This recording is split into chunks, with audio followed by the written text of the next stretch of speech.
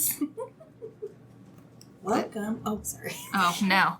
See, now we're all messed up. We don't have a quote to tell us who's going to say it. And you paused. I was like, oh, does she want me to? We can just start. Rusty. We are it's been a minute. Well, and we also haven't recorded one this way in a long time. Right. We've only done it one time like this. One other time. When really we probably should have done it for a few other things. Welcome. You're listening to the We Read Books podcast. I hope you already knew that. We are a show that reads books and then tells you about the experience because it's fun. Exactly. And that's Whit. And that's Mad. And we're your two-man crew. Two-man crew, your hosts for this duration. We are your cruise directors. So keep your arms and legs inside the boat. Directors, not captains. We can't marry you or anything like that, but we are here for your book discussion needs. It'd be pretty cool to like get ordained and marry people. Yeah. I don't know who would be like, hey, will you marry us? But, I mean... Usually people, if they don't, go the traditional route, then they go to, like, a very good friend. So if you have a very good friend... I mean, you're one of the most eloquent people I know. So if I were to go that route, you would be my first choice. I did write, when Emily and Keegan got married, I wrote their ceremony. See? Yeah. You would just, rather than writing their vows to each other, you'd be, doing the other side. Doing the other side. Yeah, I feel like I really nailed writing the ceremony for them. Yeah. Their officiant did not, I don't think it was necessarily the type of language he is used to using. So it didn't feel correct. Yeah. The delivery. Yeah. But it was still nice. Oh, so you didn't write their vows. You wrote the officiants. Okay. Officiants. Well, see, you've done the job. You just didn't get to verbalize it. Right. So, yeah. One on your resume. Ew. We've got some social medias. Indeed we do.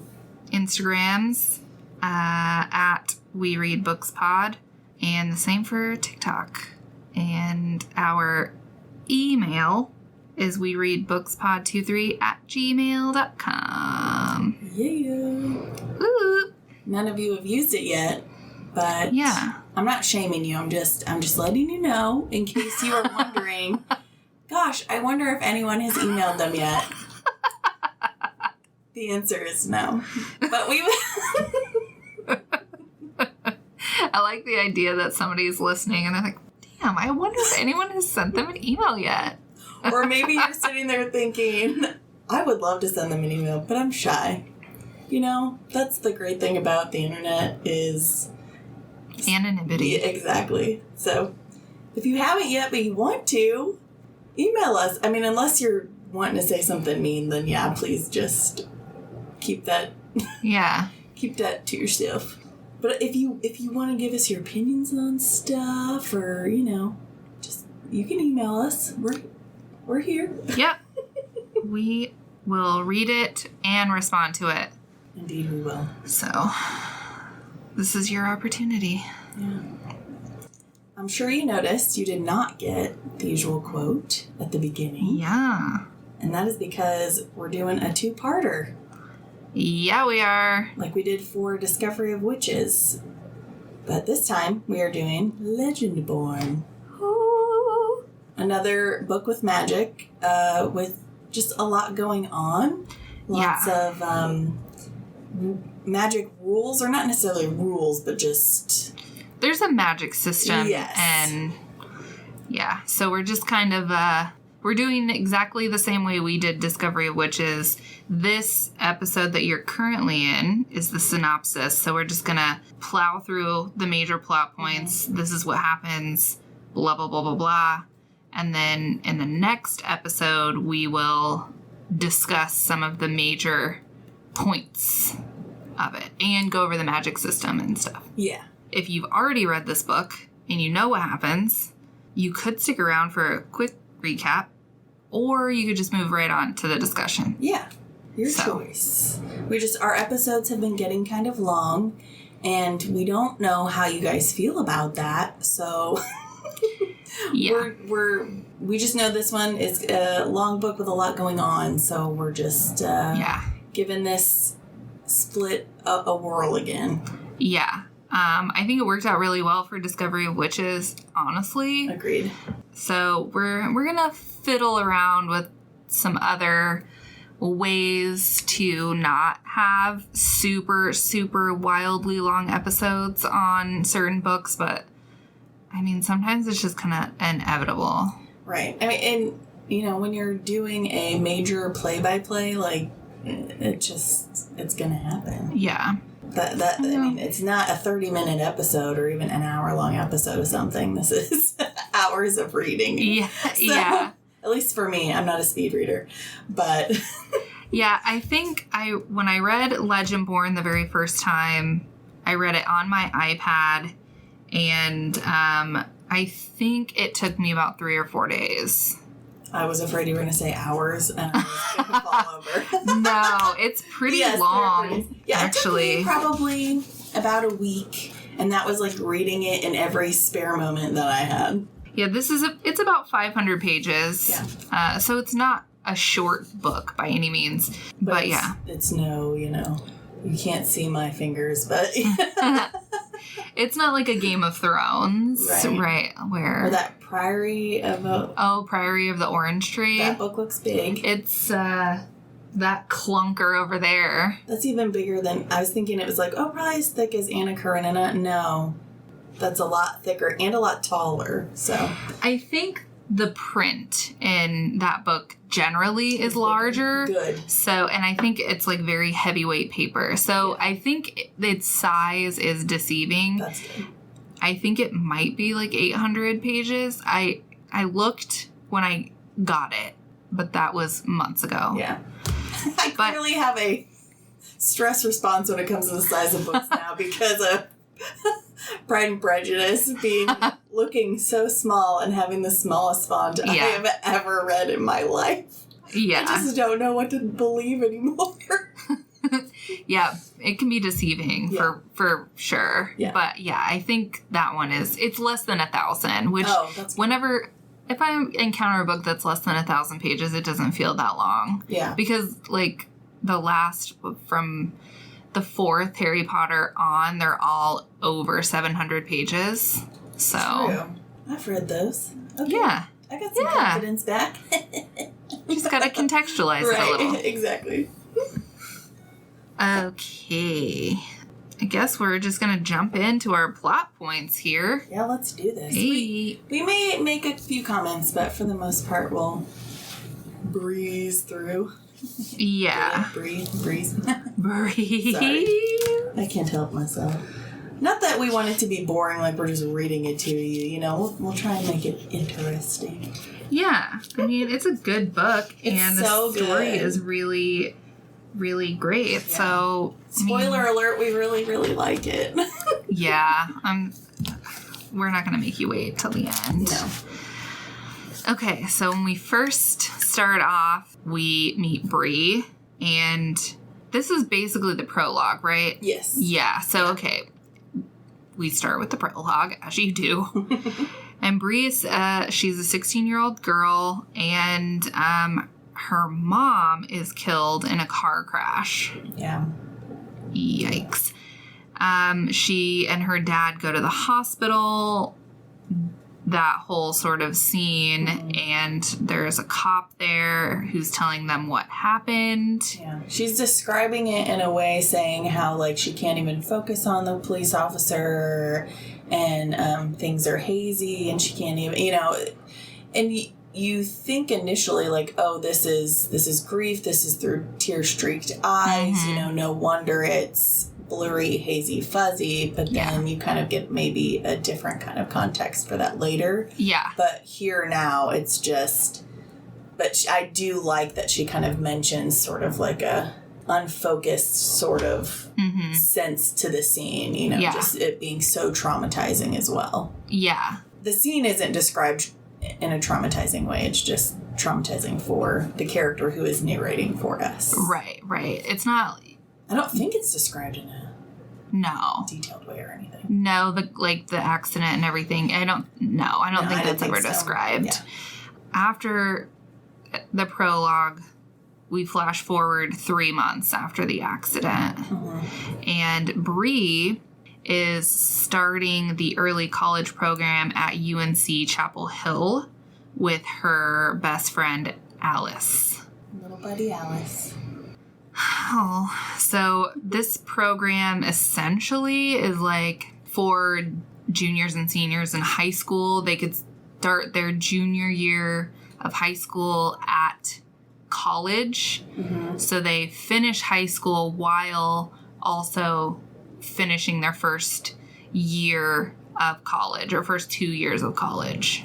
I wasn't too focused on this because there's so much more to focus on, but I was kind of curious, like, if it was finishing at high school, if some of this went towards any of their college credits. I know at very least it is meant to be a introduction to college life and getting acclimated to that kind of lifestyle. Really, if you think about it, that's kind of a brilliant idea to sort of ease into something like that rather than, you know, your first year at college, which is already a big deal. Then also for the first time being away from home and having all of that compounded to your first year, like, it's kind of smart to get acclimated to that first before you start your more difficult, rigorous studies. So yeah, at first I was like, this is silly, and then now that I'm thinking about it, I'm like, it's actually a smart idea. Yeah, I think they are for sure getting college credit. I think, and they're taking advanced classes too. Yeah, I think honestly, when they finish the early college program, they will come out as, they will finish it, and then their next year of college will be like their junior year of college. Okay. So it puts them that far ahead. Yeah. Okay. Well, even better then. Yeah. So we had a kid in my class from high school who did something like this. And he did come back and walk with us at graduation, but he was not in school with us junior year or senior year. Yeah. He was actually, I think he went to Rolla. Nice. To their engineering school. Yeah. But yeah, I think that this is very similar to something he did. Nice. Bree and her BFF Alice, they have a dorm. They're rooming together. It's, yeah. They're living the life. Yeah. And what do you do on your first night of college but break the rules? Because Alice and Bree agree to go to a party with their friend Charlotte, who's a freshman at UNC. So she's out of the early program and she's a freshman in college. And they go to a cliff diving party with, as I said, Charlotte and then her boyfriend, Evan. So you could say they got talked into it, but they're smart girls. Yeah. They knew what they decided to do. Yeah. Breaking them rules. And, I mean, this is something that is just kind of par for the course. Right. You push your boundaries. You're trying something new. You don't have any adult supervision right now. You're away from your parents for the first time. You're 16 years old. You are still, 9 years away from having a frontal lobe? You're definitely going to be easy to coerce into going to a cliff party. Absolutely. Especially by an older girl. Yeah. She's smarter. She knows better. She says we won't get caught. Let's go. Let's do it. And it's tradition. This happens every single year. Yeah. And so it feels like it's a little less rule breaking if it's tradition. A known thing. Yeah. You know. Suffice it to say, they're not the only freshmen that are breaking the rules or doing this, but you'll come to find that that's how it seems. Yeah. Anyway. So, cliff jumping party. So, we've got people jumping off the cliff. Literally. And we just kind of get a few interactions, nothing super important until Bree meets a mysterious amber-eyed boy who warns her against jumping because Charlotte and Alice and Evan go, I don't even know, to the fire pit or whatever. And Bree still obviously just full of turmoil over what happened to her mom, and now she's, kind of stepped away from home. Mm-hmm. Not necessarily for a fresh start, but to kind of forget that pain. And of course it followed her, so she's kind of contemplating jumping, which would be a very not smart idea. Yeah, because I think the grief is just kind of making her a little reckless. Yeah, as it does a lot of people. So yeah, this rando boy comes out of nowhere and warns her against jumping. Mm-hmm. And after their interaction at the cliff, they then start to hear people screaming and run back to the clearing where, the kegs and everything are. The boy with the amber eyes, he vanishes. He's just, gone. As they do. And Bree sees that there is a fight going on. A true blue brawl is happening. And there's just chaos. Yeah. Happening, and she's searching for Alice. Right. That's the only thing she can think of at this point is I have to find Alice. Where's Alice? Right. And then things get weird. Yes, they do. Because these dudes are just punching the tar out of each other. But then Bree sort of notices this misty shape hovering above the guys that are fighting, and she just can't believe what she sees. She isn't really sure, like no one would. But then, who does she see kind of to the side of the fight but the amber-eyed boy? And then she kind of notices that he is also looking where she's looking at the misty thing above the fight. So she knows that he sees something that she sees too. So very interesting. Intrigue. And at this point, another girl enters the clearing and starts sort of herding the crowd of onlookers out, except for the people who are fighting. We hear someone call her Tor, so we know her name, and then she addresses the mysterious amber-eyed boy, and his name is apparently Cell. Yeah.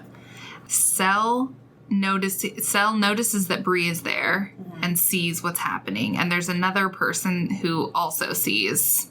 Yeah. Most everyone else is running away. They're running away.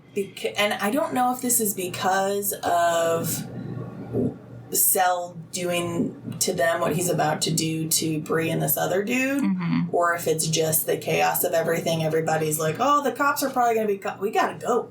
Yeah. But suffice it to say, everyone else is leaving, and Bree and this other guy are kind of focused on the fight. Right. And so Cell notices them, and he puts a kind of magical hypnosis on them. And it essentially makes them leave the clearing and head toward, the road. Right. It just makes them kind of in a daze and compliant, basically gives them the thought that Cell wants them to have, which is, I'm going to leave this place now. Yes, exactly. But then Bree manages, I think she falls down and scrapes her hands. Yes. And it kind of breaks the hypnosis. Yeah. But she's semi-aware of the hypnosis as it's happening, but she can't really fight it until she hurts herself. Yeah. And then she kind of questions oh, wait, what am I doing? What am I doing? And so she hides behind a tree and watches the rest of the scene unfold in the clearing. And which is Cell and Tor. Tor pulls some weird hidden weapon out of her back. Yeah. And it's a bow and arrow, right? I think, yes. I believe hers is bow and arrow. So Tor pulls this mysterious hidden weapon out, and Cell is using magic in his hands, and they're fighting these misty creature things. And one giant misty creature. Yeah. So they kill the thing, and Bree is like, oh, Lord Jesus, help me. I have to get out of here. Right. Do they call it a no. The book tells you how to pronounce it. Yeah. But the audiobook girl used like a... Yeah. Because it's Gaelic. Eichel? An Ichel? Ichel? Something like that. Yeah. But I think they use that term. Or it's Welsh. It's Welsh. Okay. It's not Gaelic. Yeah, I don't know the pronunciations. Yeah. And we both listen. I listen to the whole audiobook. You listen to some of it. Yeah. The book has it spells it phonetically, and and it tells you E, but with it's spelled with an I, but pronounced with an E sound, or vice versa. So it's trying to help you. And we still don't know. No. I think it is Ikel. It's a demon monster. It's a demon of sorts. So Bree, at this point, she's like, bye. Right. Out of here. And she runs and finds Alice and Charlotte. And alas, it's too late. They've been caught. 'Tis too late. This part is hyper annoying. Mm-hmm. So the cops are there, and the cop basically is like, Charlotte, on with yourself. Mm-hmm. Don't be in any trouble. Mm-hmm. Watch yourself, and just lets her go. Right. But he puts Alice and Bree into the car to take them back to campus. And he treats them like foolish little criminals. He does. The cop is pretty racist in this scene. He's not even trying to hide it. Not at all. His disdain is very clear. Yeah. Maybe disdain is too strong of a word, but I mean... His disbelief that Bree would be in the UNC early college program is... on merit. Yeah.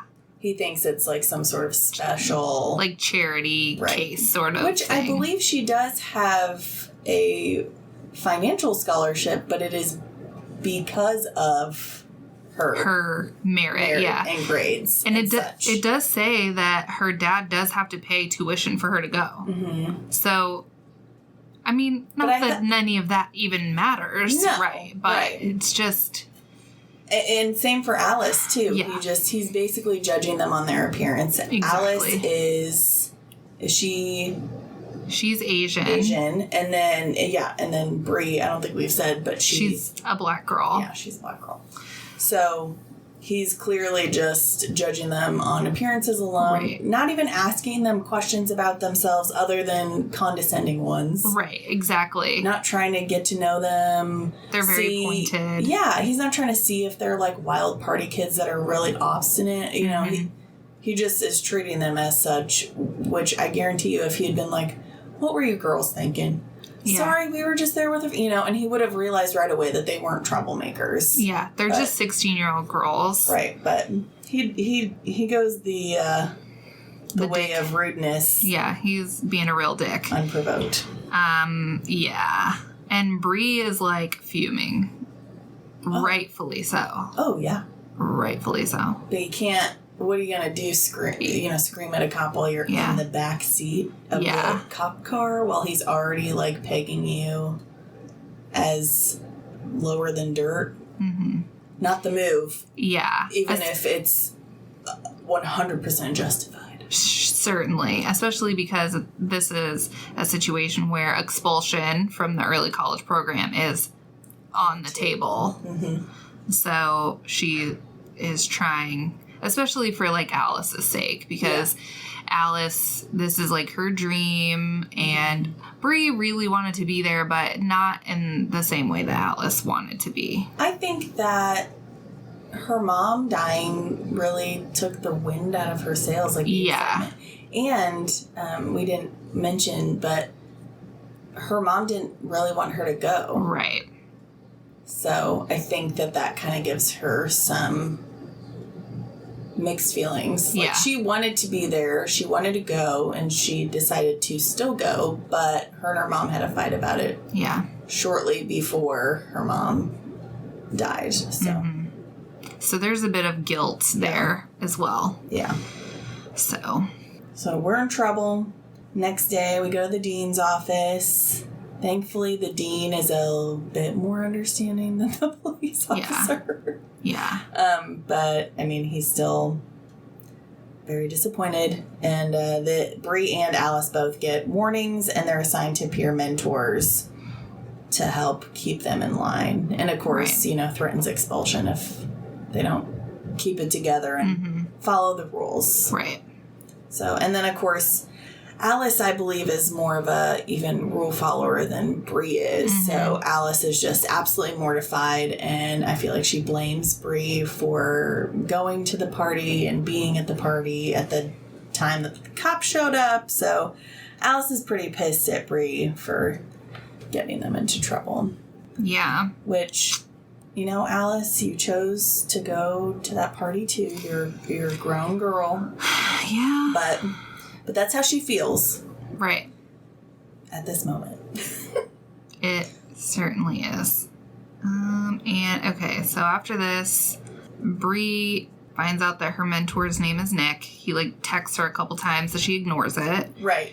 And so he tracks her down. Mm-hmm. He's, a year ahead of her in the early college program, I think. Something like that. Yeah.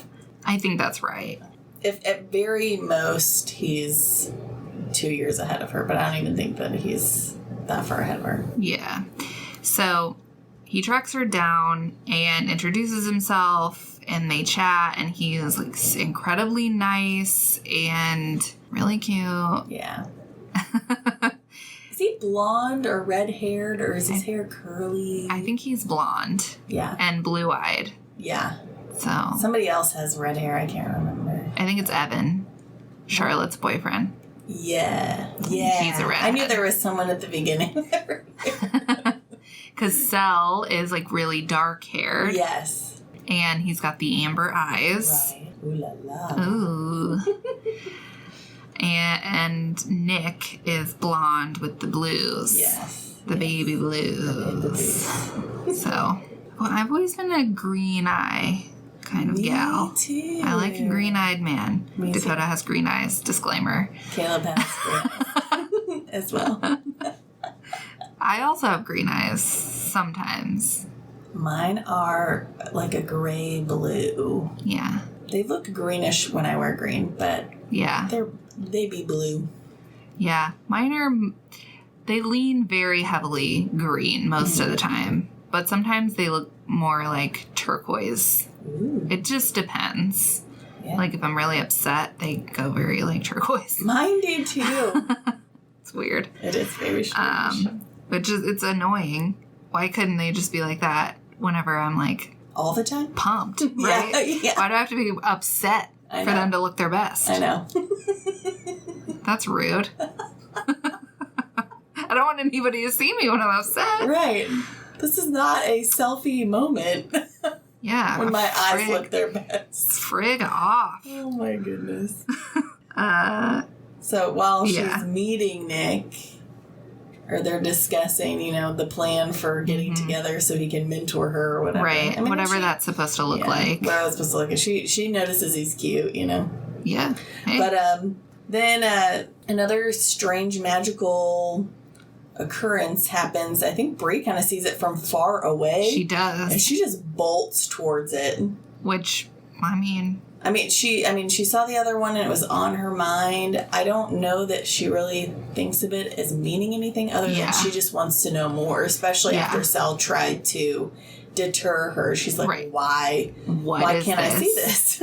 And why am I seeing this? Right. So she runs full force at the thing, and so of course she gets attacked, but Nick actually runs with her, and surprise, Nick is also one of those folks that can pull a weapon out of nowhere, and he fights the thing so he can see it and knows exactly what it is. Yep. But although Nick kills the creature, Bree gets injured. So Nick takes her to this house where she's healed by a character named Will. Again, after she's healed, Sel, who is also they're all part of the same group, attempts to magically erase that event from her memory. Yeah. But this time she knows hey, last time I was brought out of it by pain. So I don't know if she, like, bites her cheek or digs her nails into it, but she does something to try and stop the memory fog wipe thing. Mm-hmm. And she's successful. What's really interesting about the way that she, like, fights his hypnosis is very similar to... Have you ever read the Uglies? No, books? I haven't yet. In the second one, Tally, she's the main character. She is hanging out with these other characters, and they... the second book is called Pretties, so now they've gone through, like, the operation, and in this world, it's dystopian, right? So it's, like, post-our era. We're in the future, and in this world, when you turn 16, you go through an operation, and it transforms you, so everybody kind of looks the same, because the philosophy is that if everybody looks similar and has, like, similar features, then everyone's on the same level. You're not having this, like, this person's unattractive, this person is attractive, so they get, like, perks for, like, the pretty privilege. It kind of takes that away because everyone's pretty. That's why the second book is called Pretties, because after you have the operation, you're a pretty. So there's also something that happens in the brain during this operation that you find out later. But Tally and her boyfriend figure out that in order to get rid of, like, the brain haze that they have, they can either, like, inflict pain on themselves or do something really reckless, like bungee jump or skydive or whatever. Get, like, a surge of adrenaline. Get a surge, and it clears the haze. Interesting. This really reminded me of that. Yeah. They call it getting bubbly. Bubbly.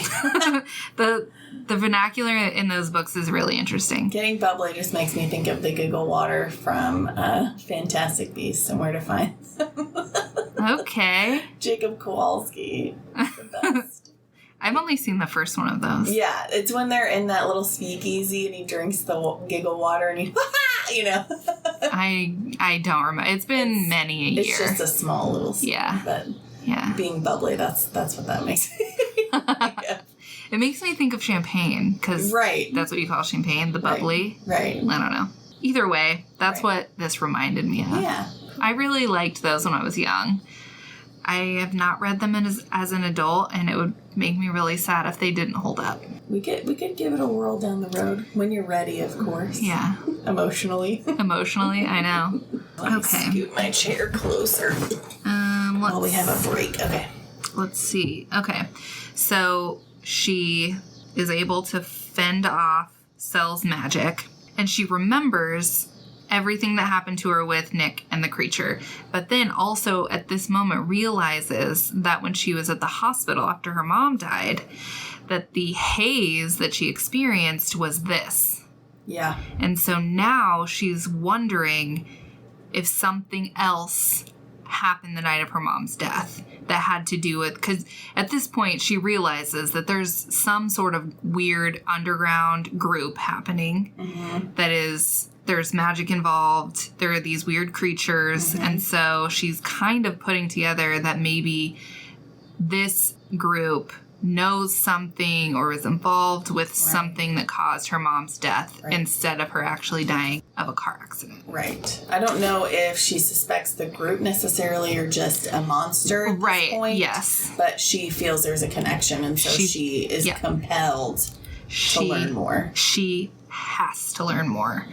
So she's determined to find the house that she was healed in, because she figures that's the best place to start, obviously. And this is how she's going to get answers to how her mom died. And I don't remember how she deduces it, but she figures it out pretty smartly and pretty quickly. She does. I think she knew, like, about how far from campus she was. Yeah. And the side of campus that it was on, and that it was an old house. Yeah. And I think she kind of talks about, like, she's like, I know that there are secret societies on campus, and this must be one of them. Right. And they're usually kind of in houses like the one I was in. So right. Yeah. But she figures it out, and she goes there and finds out that it is the Lodge of the Order of the Round Table. The instant I read that, I was like, Round Table, King Arthur, baby! I know. I love Arthurian legend stuff, so. Me too. So excited. I think I took at least 2 different classes on Arthurian legend. Nice. And one in undergrad and one in grad school. Nice. I wish I would have, because I've been sick. It's pretty interesting. But so she gets to the lodge, and she knocks on the door, and she's greeted by a character named Felicity.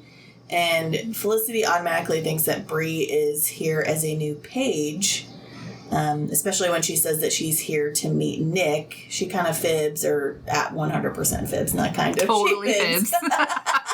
Look at me trying to soften it. Smooth it over. She just lied. Blatantly 100%. Just a tiny little baby lie. Right. Saying that, Nick told her to meet him there. Right. 100% not true. So Felicity whisks her inside, no question. Nothing. Yeah. Just kind of pulls her into like a library area, and it's like, okay, well, wait here. I'll give Nick a call. Maybe he forgot or he's on his way or whatever. So... yeah, Felicity calls Nick, and Nick shows up pretty quick. Yeah, he does not mess around. No, ma'am. Yikes. So when Nick arrives, he's kind of not super jazzed to be there. But he's not mean. He's not mean. He's never really mean. Never, no. But he's just sort of like, you don't understand. Yeah. Like, this is not a game right now. Yeah, this is nothing to play around with. But Bree tells Nick about her mom's accident. She tells him about the cop trying to wipe her memory, and basically demands that Nick help her try and find out what really happened the night of the accident.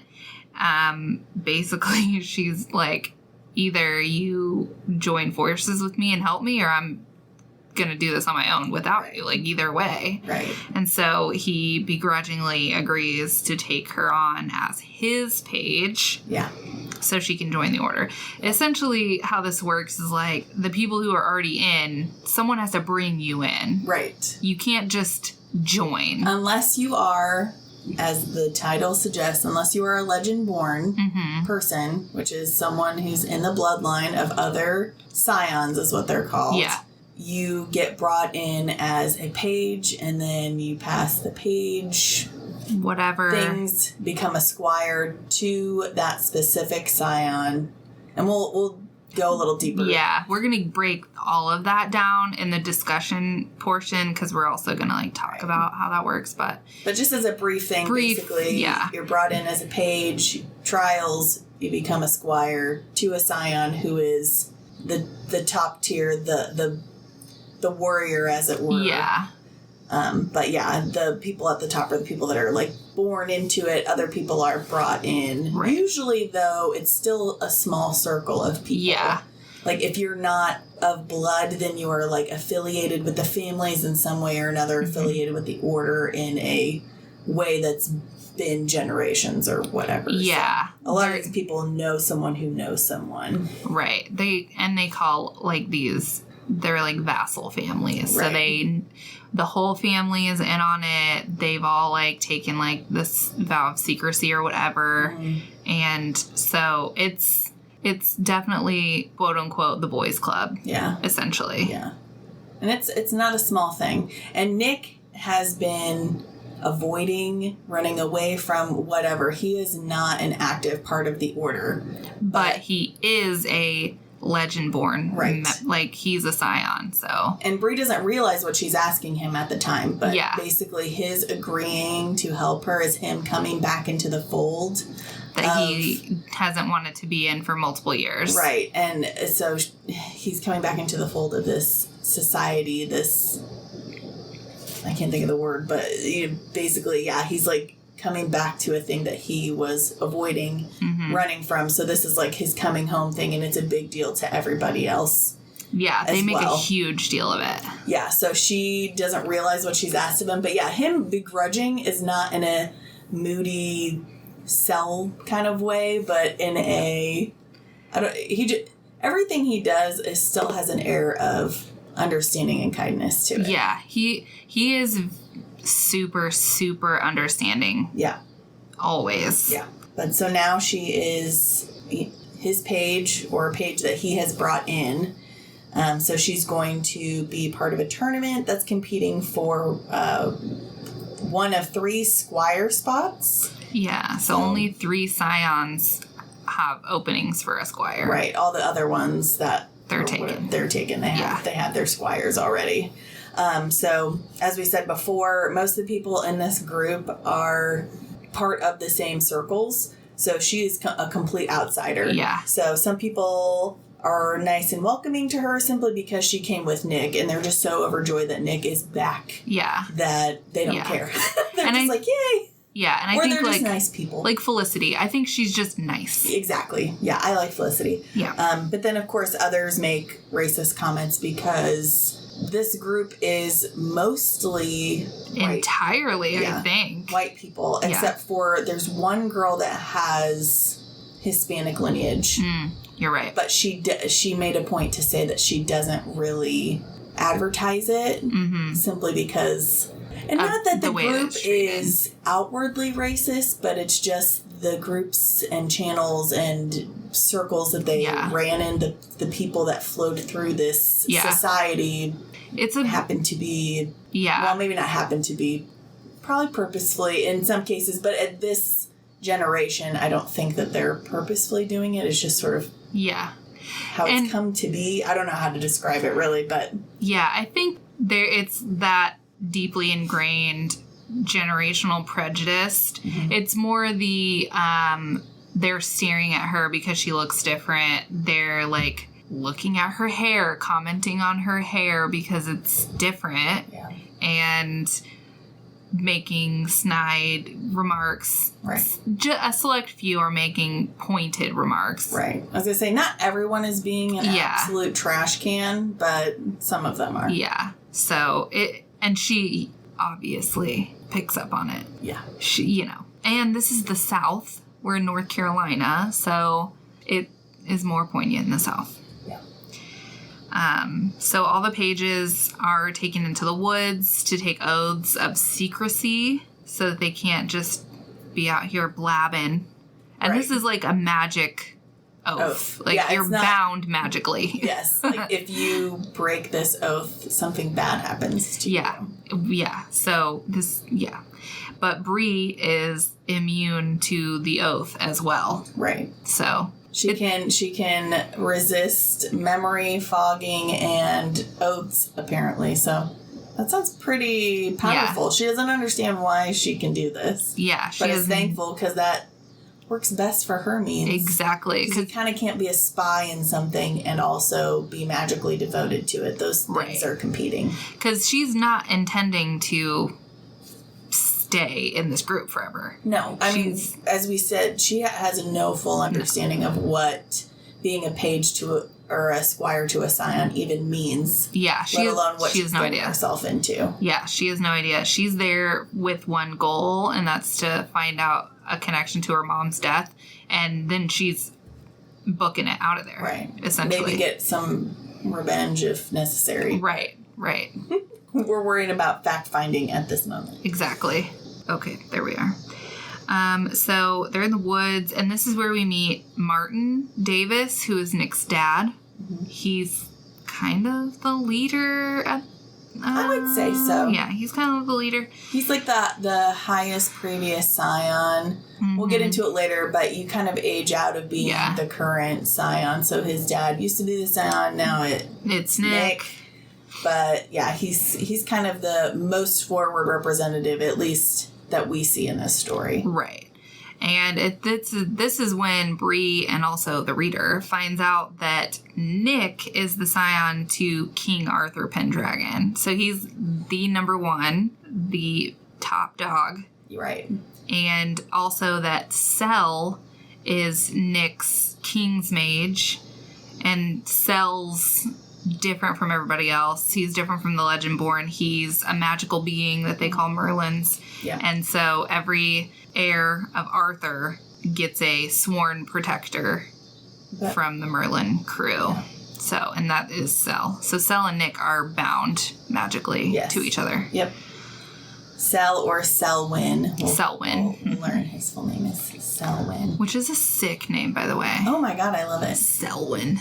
You could call him Sel, you could call him Winnie. Yeah. Winnie. He would probably punch someone. Yeah. But if you had a black cat, you could name it Selwyn. Oh my god. Huh? I'm telling you. Especially if you had a black cat with like kind of ambery sort of eyes. Right, because a lot of them do. Yep. They're either like greenish or amberish. Yeah. Perfect. Oh man. I need to be immediately unallergic to cats. Yeah, I'm not a lover of cats, so I don't want to get one, but for anyone listening, if you're interested in getting a cat, go for a black cat and name it Selwyn. And then tell us about us and send us pictures of it. Yeah, please, pictures of your new baby Selwyn. Yeah. I also think that Selwyn is like a gender neutral name. Yeah. So you could get a boy cat or a girl cat and name it Selwyn. Absolutely. Easy. It's the perfect name. Perfect. And I don't know that we learn all of this right now. It all sort of unfolds as things go, but we'll learn more about what it means that he's Arthur and what the other scions are and whatnot as we go. So I know right now it feels like I'm missing something. You are, but you are. Yeah. You learn it as Bree learns it. Right. Which I kind of love that in books. I agree. I love books that do that. Yeah. As long as they don't like keep it from me for too long. Don't frustrate me. Yeah. Let it unfold quickly.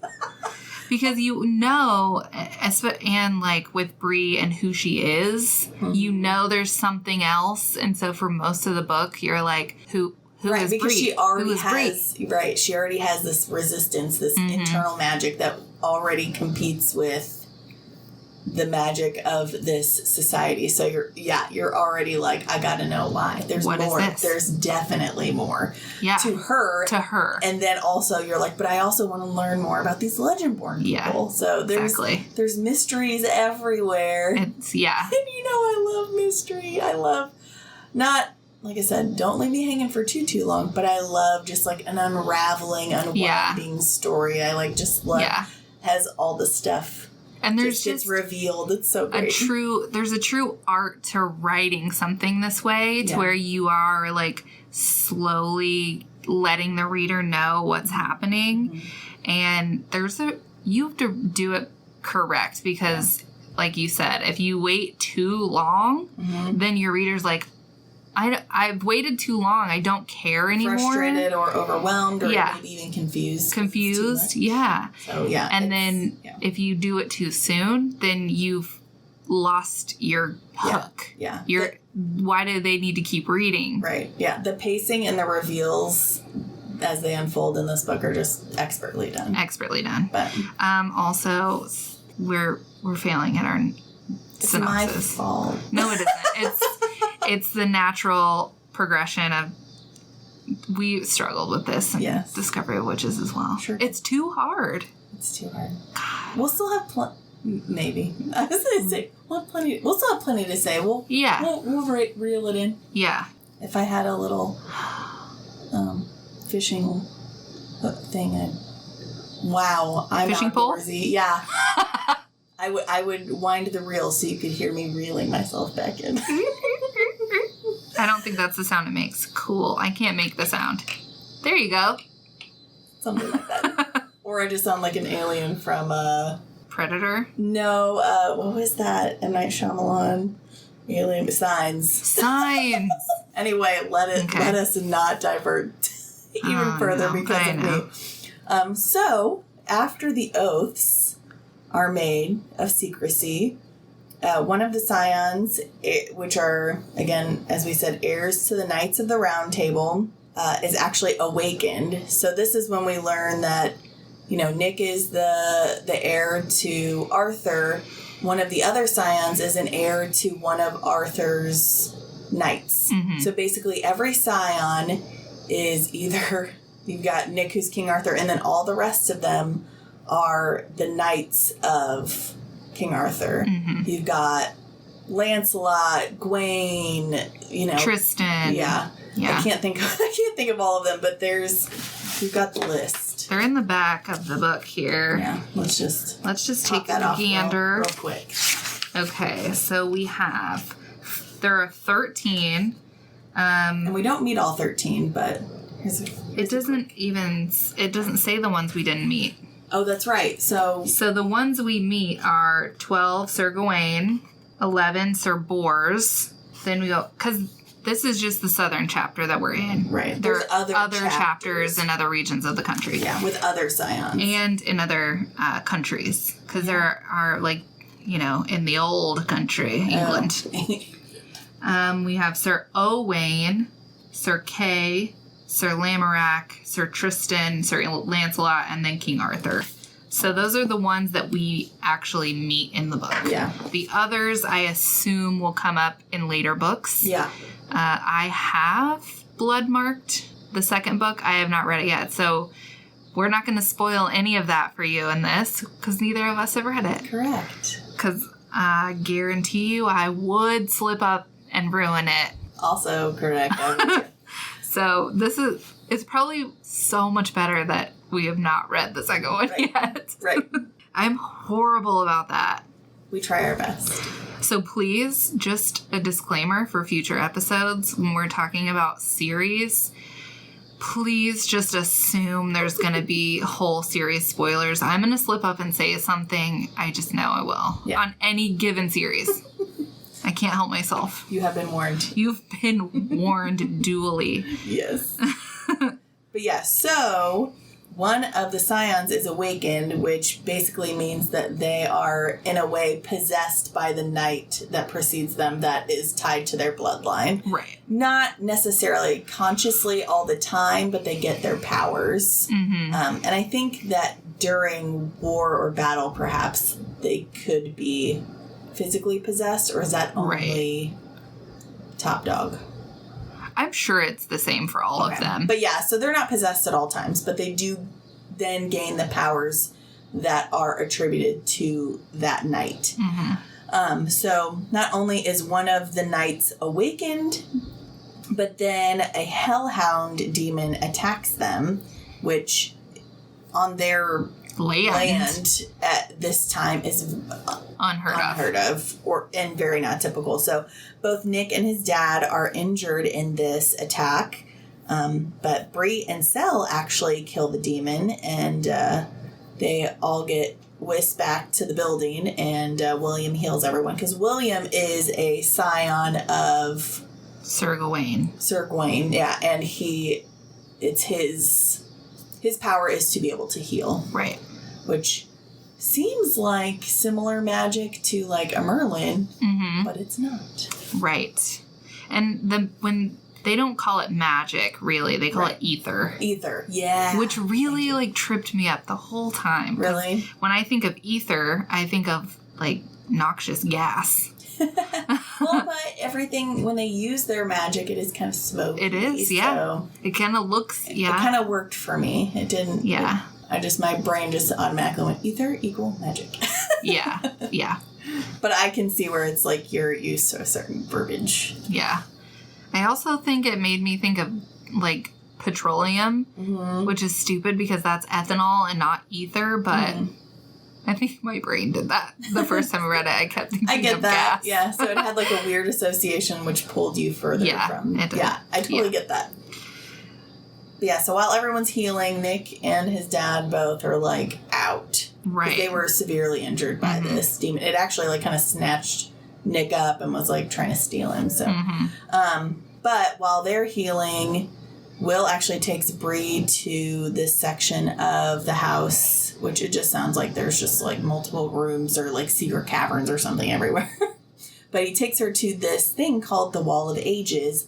And this is where we get the explanation for the history of the Round Table and all the lineages and the powers of the order and all that stuff. Mm-hmm. We'll go a little deeper into that in the next discussion episode. Right. And this is the point where, like, it's kind of obvious that Bree has no idea what she's gotten herself into. Yeah.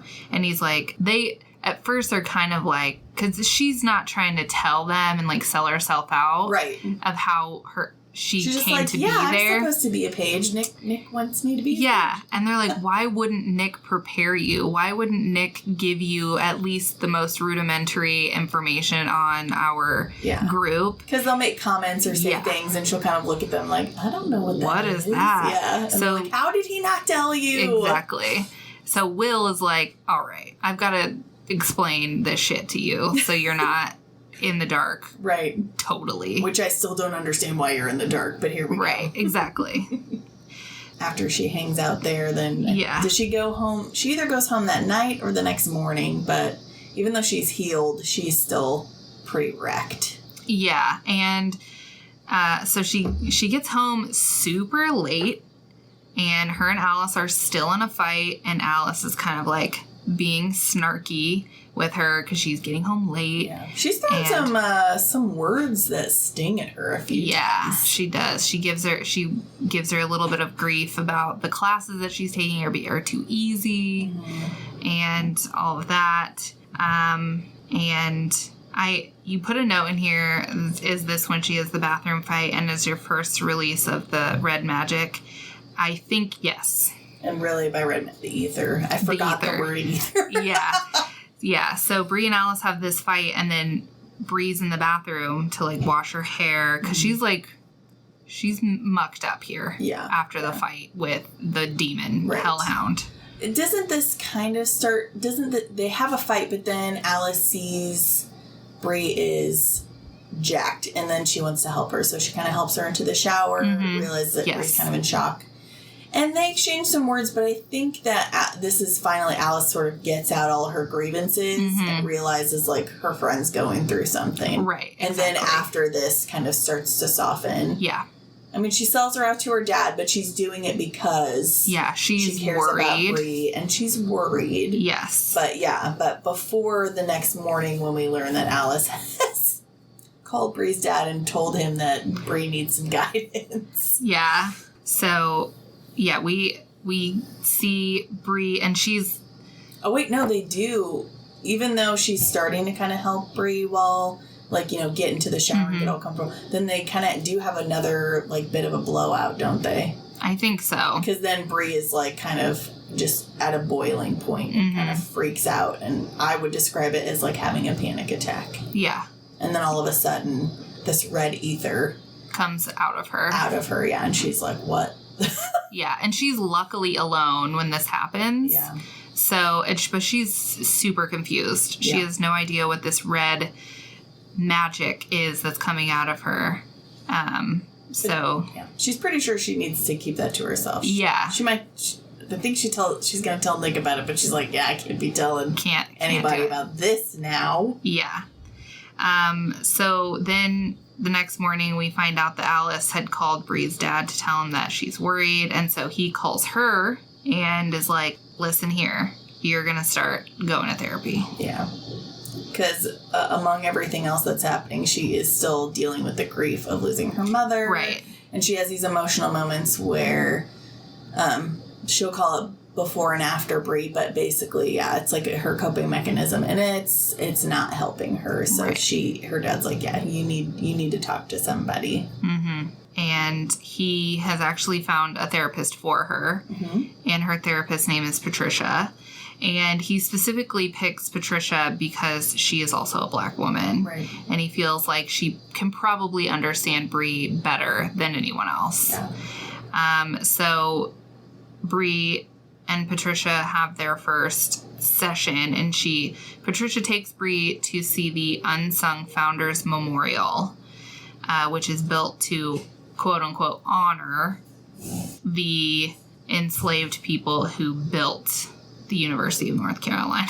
Isn't it not statues, but like it's a bench, but the legs of the bench are basically like people holding the bench up? Yes. I don't fully understand how that is a memorial no. Or something to it represents what was done, but not honorable men. Like it's not like a penitence for doing so. So I didn't fully understand the choice of that, but then again, the people that thought that was an honorable gesture obviously didn't fully understand.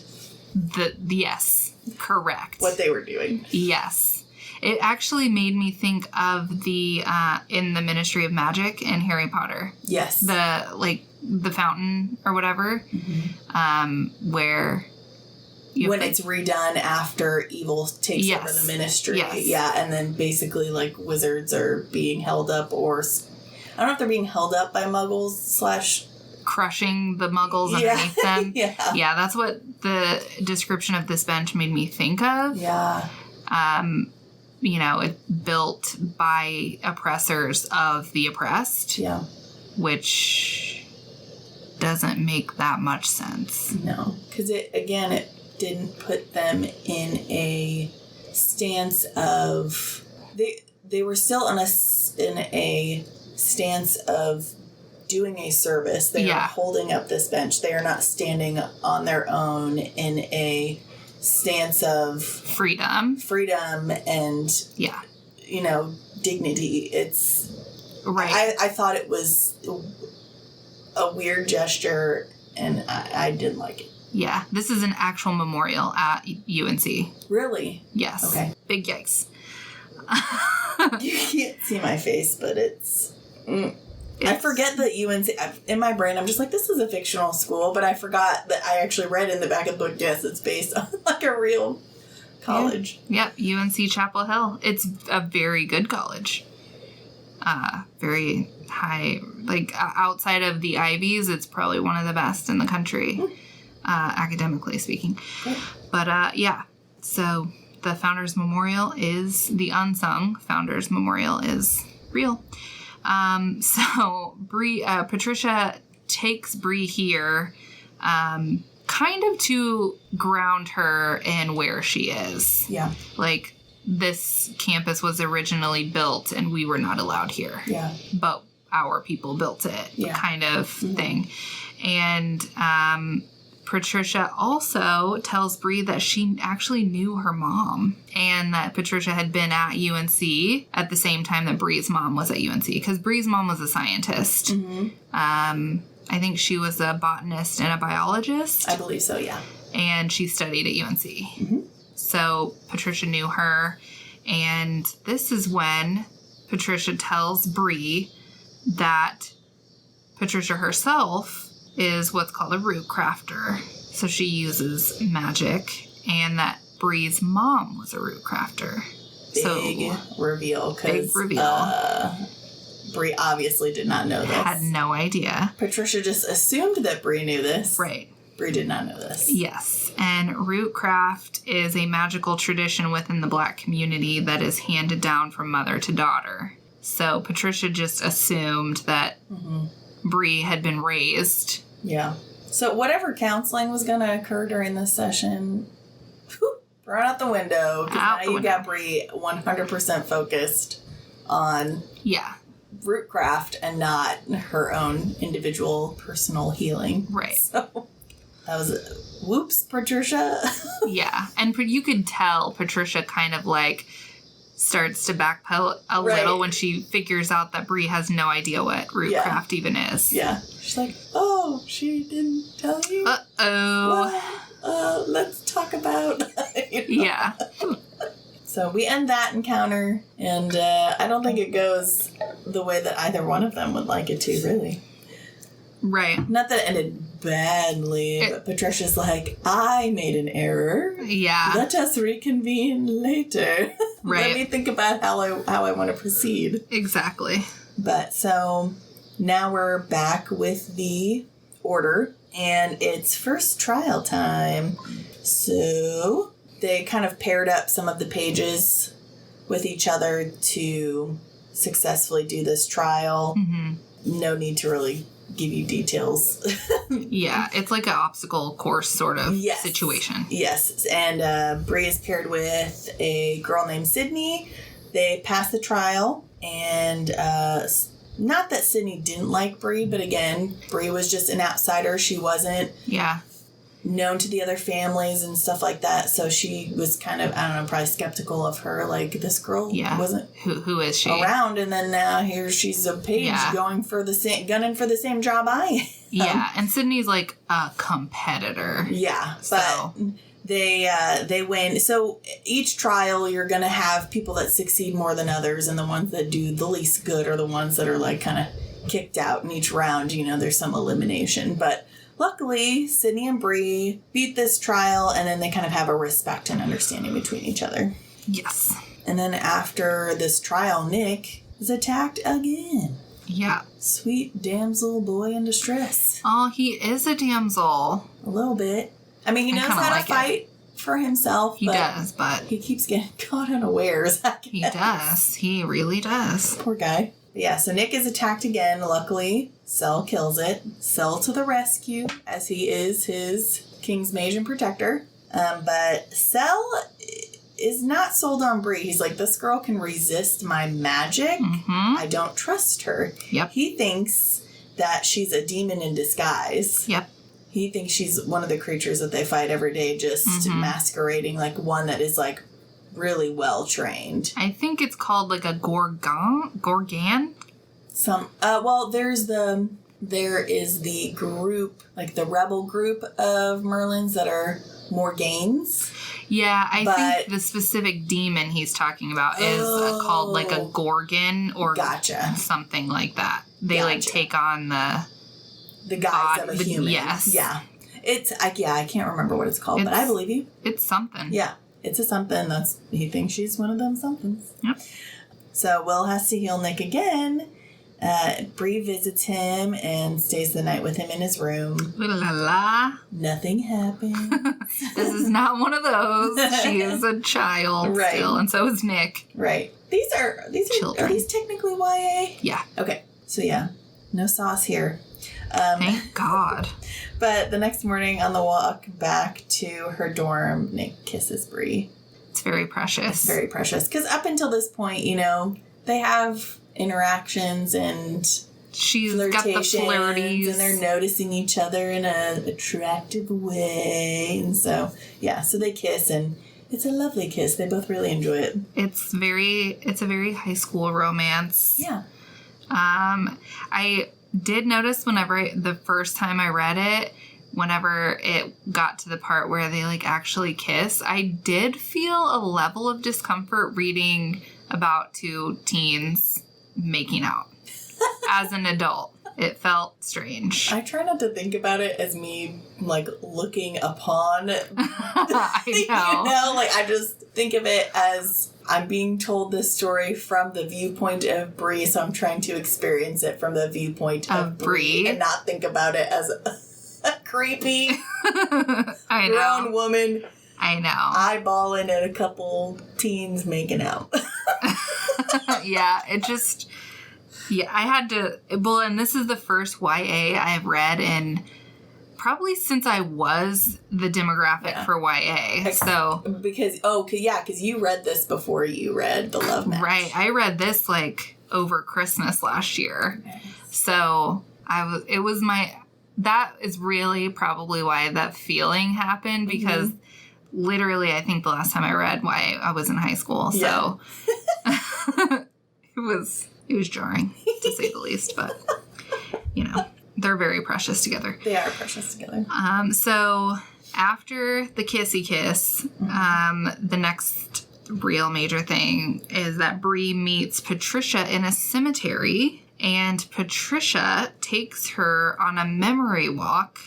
She uses the root craft to like take Bree into a memory of one of Patricia's ancestors, who was healing a woman who had been whipped by a slave master. And then she takes her to a memory of the birth of what is called a crossroads child. And then the last memory is a demon gate being opened on campus 25 years before Bree's present. Yeah. So she takes her on 3 memories essentially. And the crossroads child is a child that has amber eyes. Ooh. What?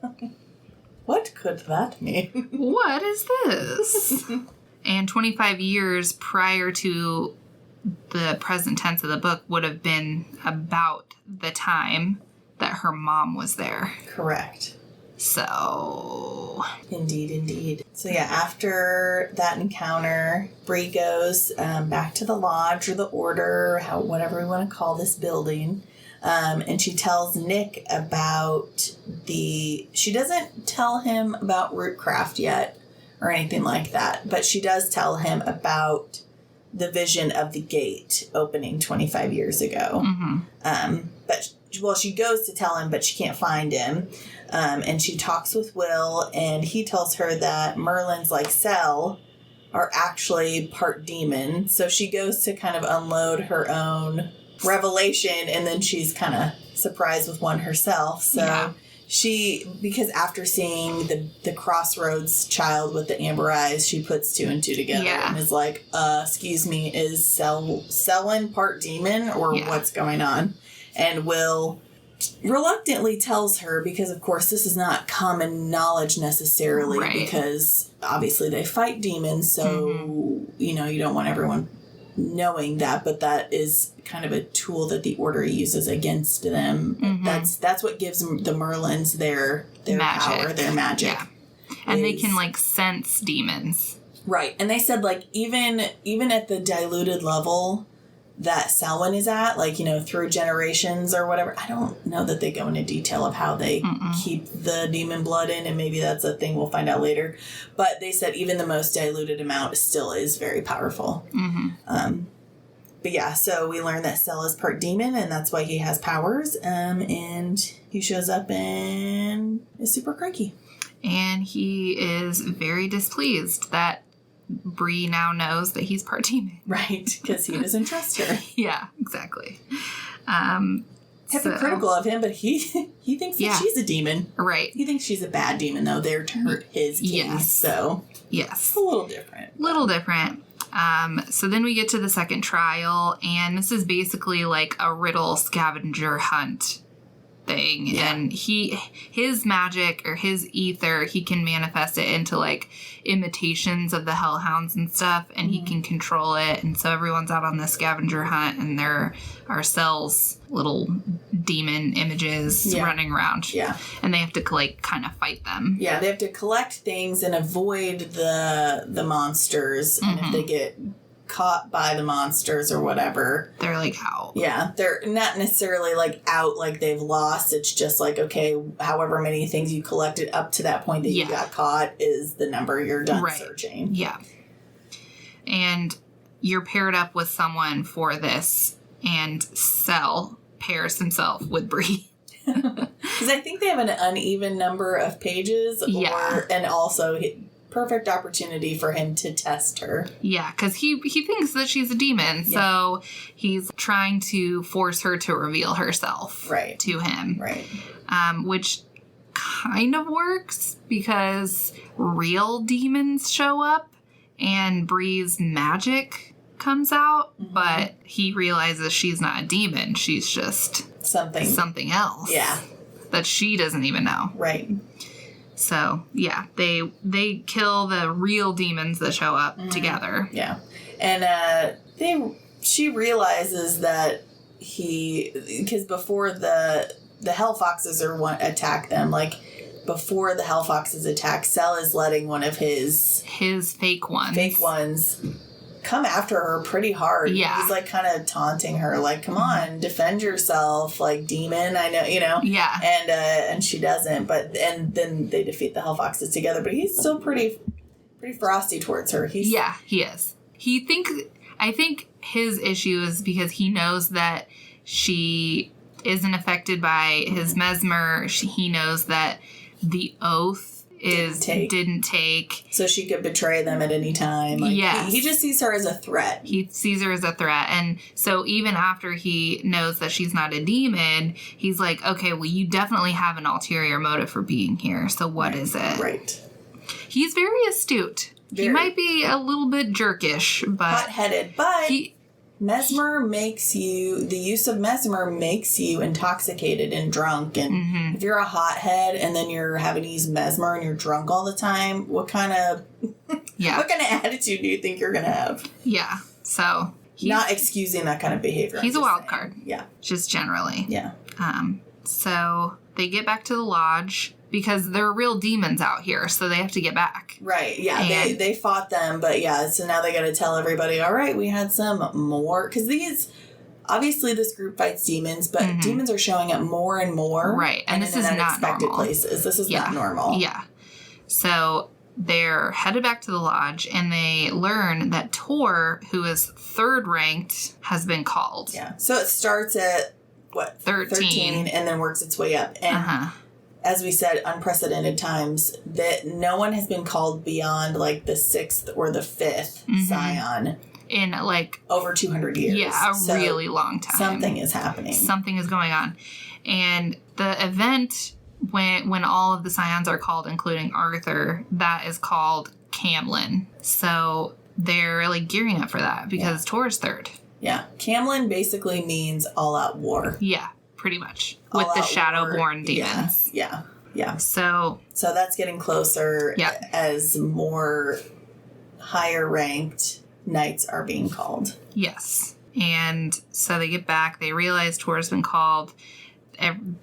Camlin is approaching. Sel's acting like a real jerk face. Right. And so Nick punches him. Especially because I think Nick's like, so you put her in danger before you both became in danger because of the demons, and he's pissed. Yeah. Because he cares about Bree, and we haven't talked about it a lot because there's so many other like main things that happen, but like they care about each other. Yeah. And so he gets pissed and he punches Sel. Sel can't do anything back though. Right, because he is a sworn protector of Nick. Yep. So, Bree has some injuries from the attack, and so Will heals her, and then she and Nick kiss goodnight. Yeah. And that's essentially that. Yeah.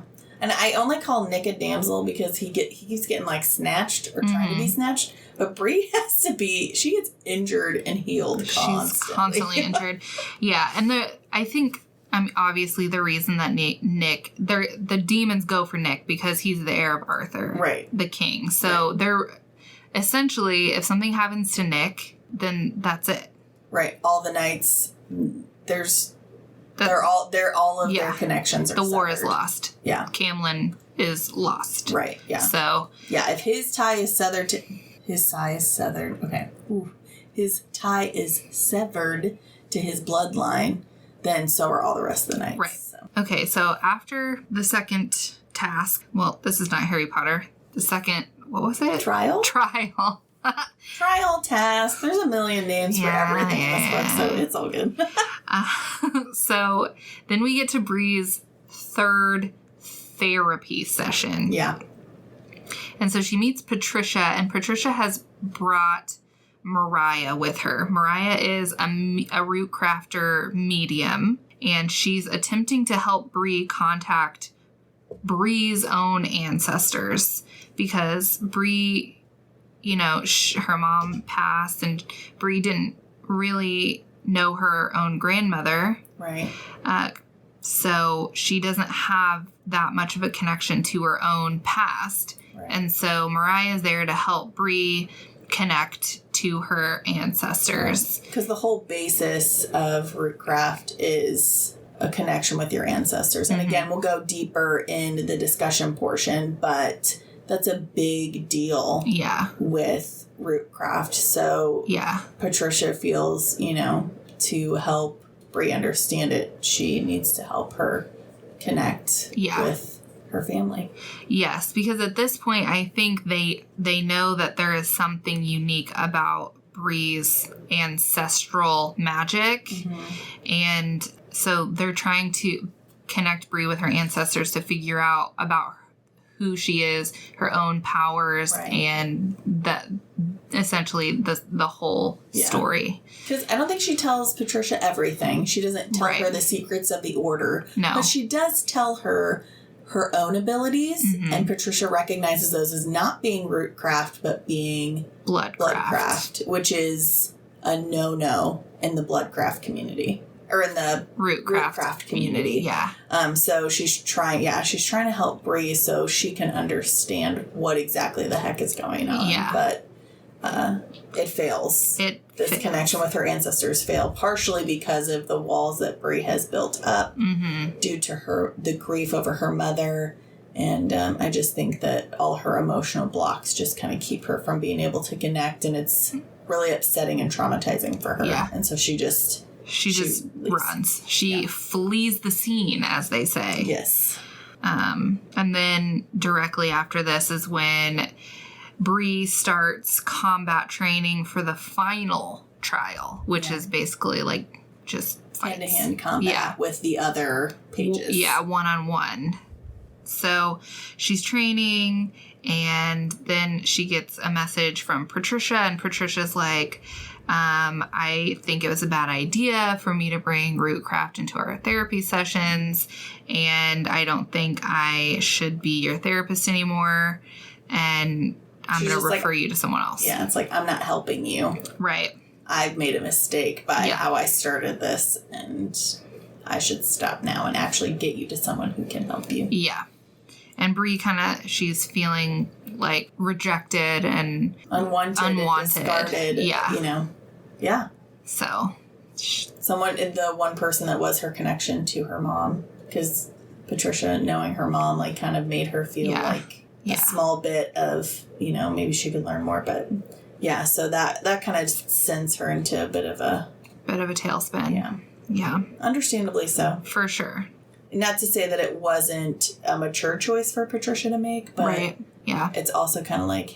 You're rocking a hard place here. Yeah, exactly. So after that, she continues with combat training. Nick actually knows the trainer, because there's a trainer that's going to help all of the pages, and he knows her, and he kind of asks her to kind of give Bree a little bit of extra help or whatever, because Bree... She's gotten through the other ones fairly well. She's athletic. She ran track and stuff. Right. But hand-to-hand combat is not something that she's practiced or ever trained for. Yeah. There's not a sport in school, really. I mean, I guess other than fencing, which she did not do. So that's not a skill set she has. So she's really having to work hard to be able to even, as Cell later puts it, lose less poorly. Yeah.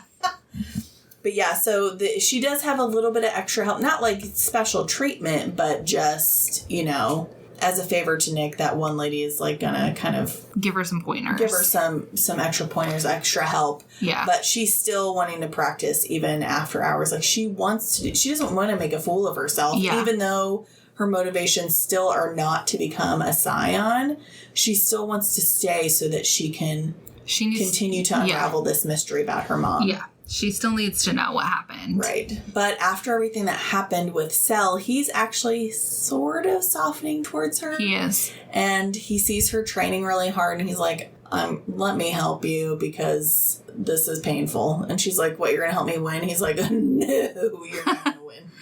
But I'll help you lose less awful. Which is... funny. Right. And so they not bond, but again, they're warming to each other. There is kind of a truce there. Yes. I enjoy Bree and Nick's interactions, and I enjoy her and Cell's interactions. I agree. The final trial arrives. Yeah. In the final trial, all the pages are going to do 3 matches with other pages. So Bree has her first match against Sydney, I think. No, yes. Someone. She loses either way, but she manages to win her last 2. Yeah, and even in the first one, she lasts longer than does, anyone expects. Yeah, she does pretty well. It's a pretty close match. Mm-hmm. So she wins her last 2 matches, including her very last one, which is against Vaughn, who is kind of like an equivalent of the careers from Hunger Games. Yeah. That's kind of who he is. Absolutely. And he basically, and if you don't know what that is, he's basically just a douchebag. Yeah, he is. He is a showboat. He's been in a vassal family his whole life, raised practicing in hopes of him being chosen to be in the fold to become a squire. So he's been like training and working for this for his whole life. And they have a verbal spat at one point. He's either a sexist or a racist douche. I think he is probably both. I was going to say it's likely that he's both. So her victory over him is pretty sweet. Yeah, she beats him soundly, and he is pissed. So pissed. And after the match is over and she has been named the winner, he attacks her and knocks her out. Like a coward. Yeah, come on. That is just some real... That's just... cowardly bullcrap. Yeah. And so, Nick kicks him out. He's like, you're done. You're out of here, bud. Right. You're out. You're out. And I don't know where Nick goes after all that. He probably has like a meeting or something. Yeah, there are various points where Nick and his dad have to go to like the other chapters and this and that. Right, because as we said, Catelyn is coming and they're having to kind of work with like the higher people in the order and kind of see what the plan is and like maybe even kind of calm people down a bit or I don't even know. Yeah, so I think that's where he is. Yeah. And Bree wakes up from being knocked out. Yeah. And wants to go and find Sel. Yeah. Because he did help her. And so she's kind of like, I need to like kind of return the favor a little. Yeah. Well, because isn't he like losing his attitude all over the woods? He is. And also she finds out that Martin, Nick's dad, has like kind of threatened Sel to like strip him of his...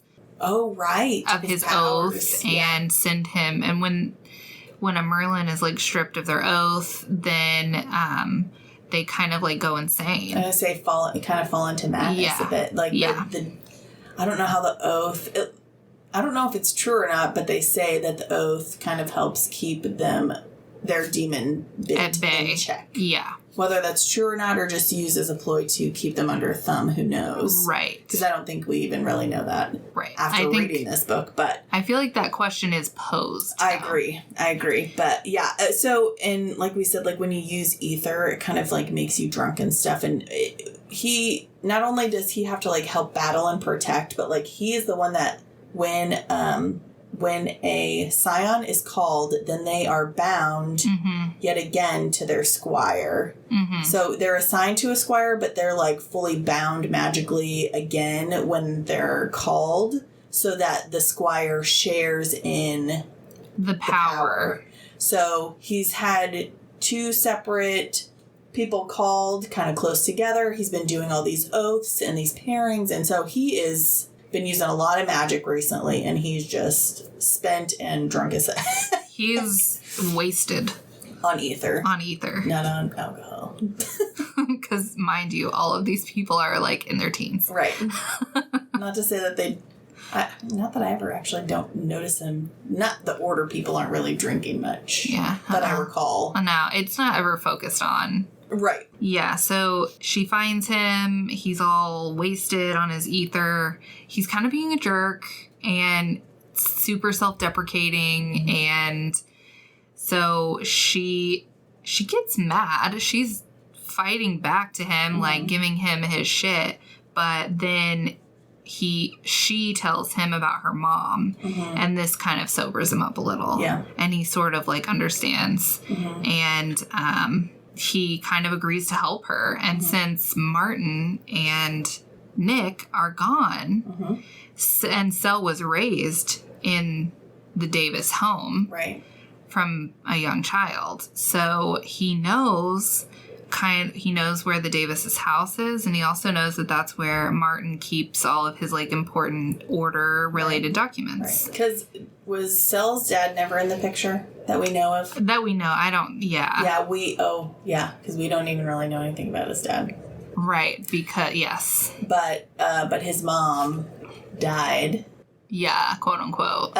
So that's when he was young. So the Davises, Martin and Nick, took him in. So he's not only sworn to be Nick's protector, but has been like a younger brother to Nick, or maybe not younger, just brother to Nick, and kind of had that brother rivalry as well, like their whole lives. So another layer of animosity and tension between the two of them. Exactly. But yeah, so he's willing to help her investigate. Yeah. So they sneak into the Davis home and they find the records of the gate being open. Yeah, 25 years ago. They actually find out what happened to Sel's mother. Yeah. And so, which is connected to Bree's mother. Yeah. So the gate was in fact open 25 years prior.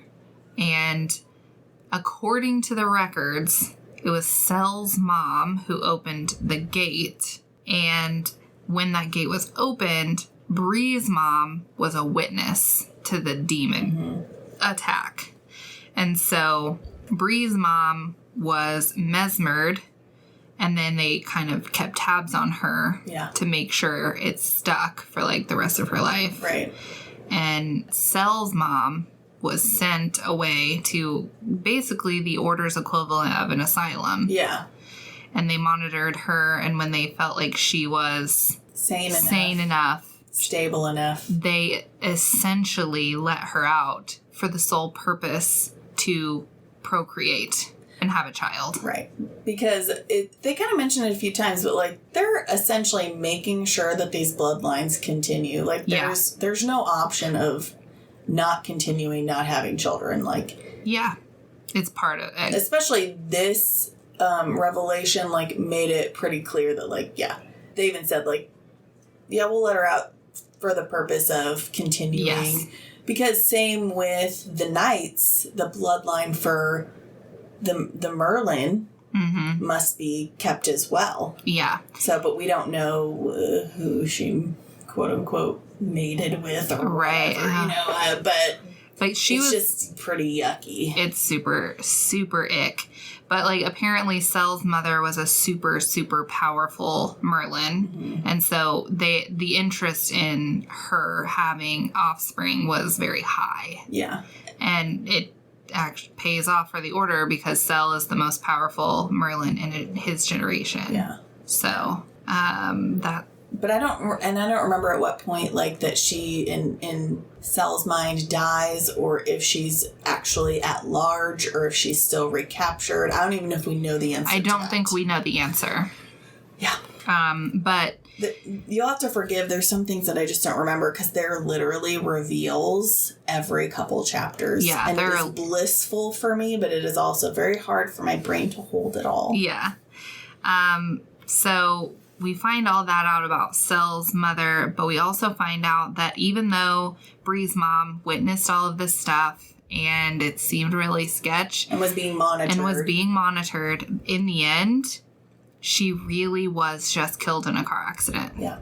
So Bree is kind of like reeling from this information. She's just like... So there was no...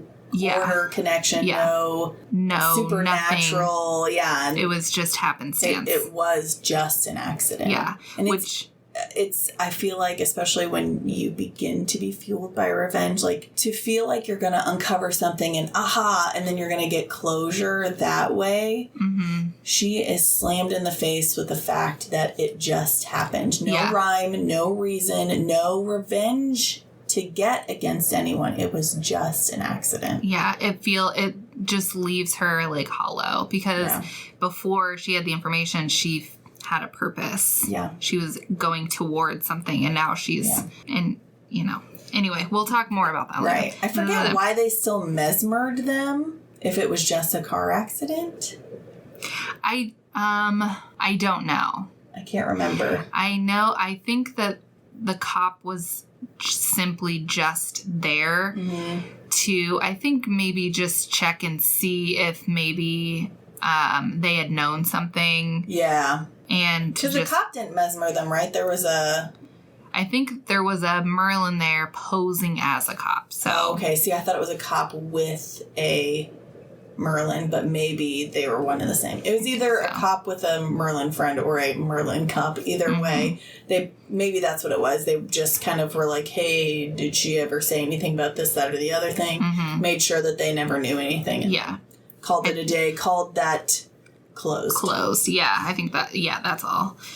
So yeah, because she's just like sent reeling, it's like, what the heck, why am I going to be part of this order? You know, I got Nick in danger to help me find all these answers unnecessarily. Mm-hmm. And I don't think we've mentioned yet, but yeah, it's like him being called, any one of the Scions that is called, their life is then shortened. Mm-hmm. The oldest that they get is 35? Yeah. There is a toll to be paid for this heavy of magic. So I think she's just reeling from all the consequences of everything that has been set into motion, and then it was all needless, and she just shuts everyone from the order out, including Nick. Yeah, including Nick.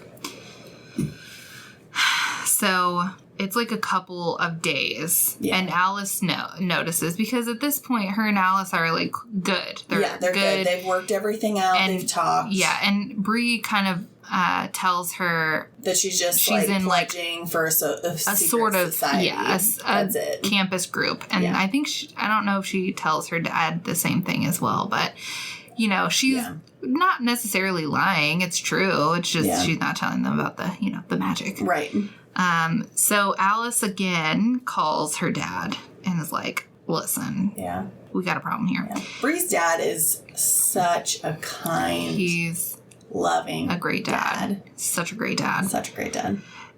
So Bree meets her dad for breakfast, and they have a chat, and he ends up giving her a bracelet from her mom that had been her mom's bracelet, and it contains a magical memory and a message from her mom to Bree about the powers of her family, rootcraft and bloodcraft. That was so cool, and I'll save my feelings for the discussion. Yeah, but super cool very, scene. Very cool scene. And Dad didn't know anything about the magical memory, but he wanted her to have this thing from her mom. Exactly. And the message and memory that she gets really helps heal her grief. It does. Because basically it's her mom giving her a message. It's such a cool scene, but she basically is giving Bree a message, telling her that, there are things, I don't know, just basically like things that she can't quite tell her yet or whatever, but I don't know, just the whole moment is really beautiful, and it helps give her closure and give her some understanding. Yeah, and she can really put away the pain of losing her mom, and she kind of reallows herself to have a connection, because before she doesn't even want to think about her mom really. It's too painful. Yeah. But this really opens her back up and allows her to move forward without rage. Yeah. Yeah. Or feeling nothing. Like she, I don't know how to explain it, but it's very healing for her. Yeah. So after Bree goes through the memory that's concealed in the bracelet itself, she contacts Patricia and Mariah and asks them to help her try and contact her ancestors again. So they meet up, they do their thing, they sit in a circle and hold hands, and she essentially breaks down her own walls of grief that were stifling her, and her grandmother basically possesses her and is inside of her. Yeah. And she's attempting to reach ancestors farther back to help Bree understand her own powers. Yeah. So possession in this case isn't like The Exorcist. Right. But the spirit of family member sort of comes into their body but settles in like a visitor. Yeah. I imagine that they could take over if they needed to, but for this moment, the grandmother's just kind of chilling, hanging out. Yeah, she's just chilling. Also doing magic of her own, trying to reach further back to other ancestors. But it's going to take a while. Yeah. So grandma's just chilling. Yeah, and but with Bree. With Bree, yeah. So Bree's just kind of walking around with her grandma in there, basically. Which those interactions are cool. Very cool. Yeah. So. After this, Bree kind of has a sense of clarity of what she wants to do. At this point, she's just going to focus on rootcraft and kind of get some answers that way, but she's decided she's done with the order. She doesn't need to pursue being a squire and all that. So to kind of say her goodbye, she decides to go to this gala that the order is holding. And her plan is just to kind of do a final goodbye because, she has the closure that she's looking for as far as her mother's death. Now she can focus on learning more about her family. Yeah. She does, she sees Nick and stuff like that, but she dances with Sel. Maddie added the note. Side eye, side eye, side eye. Nothing untoward is happening here. Nothing. It is. I mean, there's a little something brief acknowledges some like flutterings there. Right. But she does still love Nick. She does. It's undeniable, but there's a little zing attraction perhaps towards Sel. Sel's got it going on apparently. Right. But she doesn't really have the opportunity to kind of tell Nick this is a goodbye. Right. He's just so ecstatic that she's there. Yeah. And because he hasn't seen her, she's shut everyone out for the last little bit. So, he's ecstatic. And now it comes time for the scions to choose their squires. Mm-hmm. And Will chooses his, and then I forget who the other scion was that chose. Will Fitz? chooses Whitty. Yeah. And then I don't think it's Fitz. Somebody chooses somebody. Somebody chooses Greer. Greer, yes. And then Nick selects Bree. Yep. And the scion chooses their squire, and then the squire has to accept. Correct. So Whitty and Greer both accept their scions, and Whitty and Greer are Bree's friends in the order. Like, they're who she chats with, hangs out with. Yeah. They're cool. So, Yeah, he chooses Bree, and kind of to my surprise, she accepts. Yeah. She was going to be done with this, but there's something in her that feels, that she should accept, and she does. And oh boy, everybody is not happy. They entertained this farce as it was going on, because surely no one thought he was actually going to pick her. Yeah. And then when he did, all the vassal families and all the other people that are, part of the lineage of this group are just ticked off, and they're treating her like she stole it and swooped in, and people are being racist yet again. So, super great for them. You're right. Not at all. Big bunch of jerks. Yeah. But so after this selection and acceptance, Bree and Nick are ushered out of the hall into a room, and they kind of, I don't know, they're just like high on the decision and just like elated and kissy. Yeah, sneaking in some kisses there. Yeah.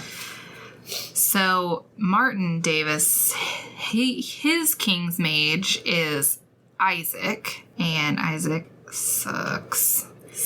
He comes in and gets Nick and is like, your dad needs you, blah-blah, blah-blah, right? And so Nick goes, and then Bree is just in this room alone. And I think they're in Nick's room, maybe. I don't know what room they're in, but they were in a room. Yeah. Anyway, so she's like trying to cool down a bit. Yeah. And then Isaac comes back in and just snatches her. Yeah. Basically, she's kidnapped. And they go into Martin Davis's office. And they have Alice. And they threaten to erase all of Alice's memories unless Bree agrees to leave the order and UNC completely. So obviously Martin Davis is super sexist and super racist in this moment, telling her that she has 2 strikes against her, basically her race and her gender, like a real fuck. And he admits to being the one who's been opening the gates to try and trigger Camlin and awaken Nick so that he can basically run the order through Nick. Right. Major tool. Super bummed that Camlin didn't happen in his time. Yeah. And that he didn't get to be, possessed by King Arthur. Boo-hoo. Yeah. So, for whatever reason, he's sending his son's life into hell. Right. For power. Because, mind you, he gets to have his full lifespan because he was never awakened. Right. And if Nick is awakened, he'll only live to be like 35. Right. And so this is a father who's basically dooming his son to only live to be 35. Right. Like but a real hopefully dick. he produces an heir in that short life, and then that poor kid loses their parent at a young age. Right, exactly. So Martin Davis cool, guys. is a real fucker, So yeah, we learn all the information here. And Martin was the one who opened it 25 years ago? Yeah. Yes. Martin opened it back then, too. Yeah. Which they tried to... They used that to frame Cell's mother. Yes. Yeah. Big bunch of tool bags. Damn it. So, yeah, as we said, like, Bree agrees or whatever just to get them out of there. And because Isaac had already started erasing Alice's memories. Yeah. And so obviously Bree has no choice. Right. So, but then, so they let them go. But then Bree gets Alice back to their dorm, and her grandmother inside of her helps her actually use rootcraft to heal Alice. I don't know if it's strictly rootcraft or if it's kind of like a mix of both. But luckily she's able to heal Alice and restore all of her memories, so she hasn't lost anything. And then Bree tells Alice the whole story, everything. Like, everyone else has sort of gotten a piece. She didn't want to tell too much Bloodcraft stuff to the Rootcrafter. She didn't want to tell too much Rootcraft stuff to the Bloodcrafter. She's trying to keep everyone's secrets, you know, and her own. But, like, Alice gets the whole picture. Right. Which is great. So... Yeah. And she accepts it like a champ. Yeah, she does. Alice is... After her little issues in the beginning, she's ride or die now. Yeah, she is. We're ready. For sure. And she calls Bree Maddie, by the way. That's which right. is really cute. Because her name is Bree Matthews, and she calls her Maddie. Yeah. And of course, every time she called her Maddie, I was like, oh, Maddie. Even though she's Maddie with T's, and you're Maddie with D's. That's right. But I still was like, oh, Maddie. But yeah, and then I think that Nick's dad admits that because it says they try to go save Nick. So has Nick been kidnapped by his father or something? Yes. So I think at this point, Martin is taking Nick to... Force him to the sword, to Excalibur, to try and... Yeah, to put him in a situation where he has to accept the call, or where he will be called. Exactly. Upon. Yes. So that's what Martin's doing, and Bree and Alice are going to try and go and save him. Yeah. So they go back to the lodge, essentially. Mm-hmm. The Scions and their squires are convening because there are also hordes and hordes of demons gathering on the campus, and they're drawn to the power of Excalibur, the sword. So they all decide to split up and go to the sword and fight. And that's where she believes Nick is probably going to be as well. Yeah, and it's kind of cool because she goes to tell them, like, what Nick's dad has done and doing. Yeah. And although I think that some of them would have believed her, I don't think all of them would, but because Cell then also has an account of something that he saw, I can't remember at this moment, but Cell kind of gives them, like, a corroborating sort of statement, and they're like, oh, okay, this is real, and we gotta go. Yeah. So they all saddle up. Everybody's ready, and essentially what they do is they go through the Wall of Ages is a door to, like, caverns under the building, and so they go through there, they go through the caverns, they split up on their way to the actual, like, cave where the sword is. Right. Alice stays with Will. Bree splits off with Fitz and Evan, which I don't think we mentioned. Charlotte's boyfriend, Evan, is also a page or scion. Or not, sorry. I think he's a squire. To Fitz. Yes.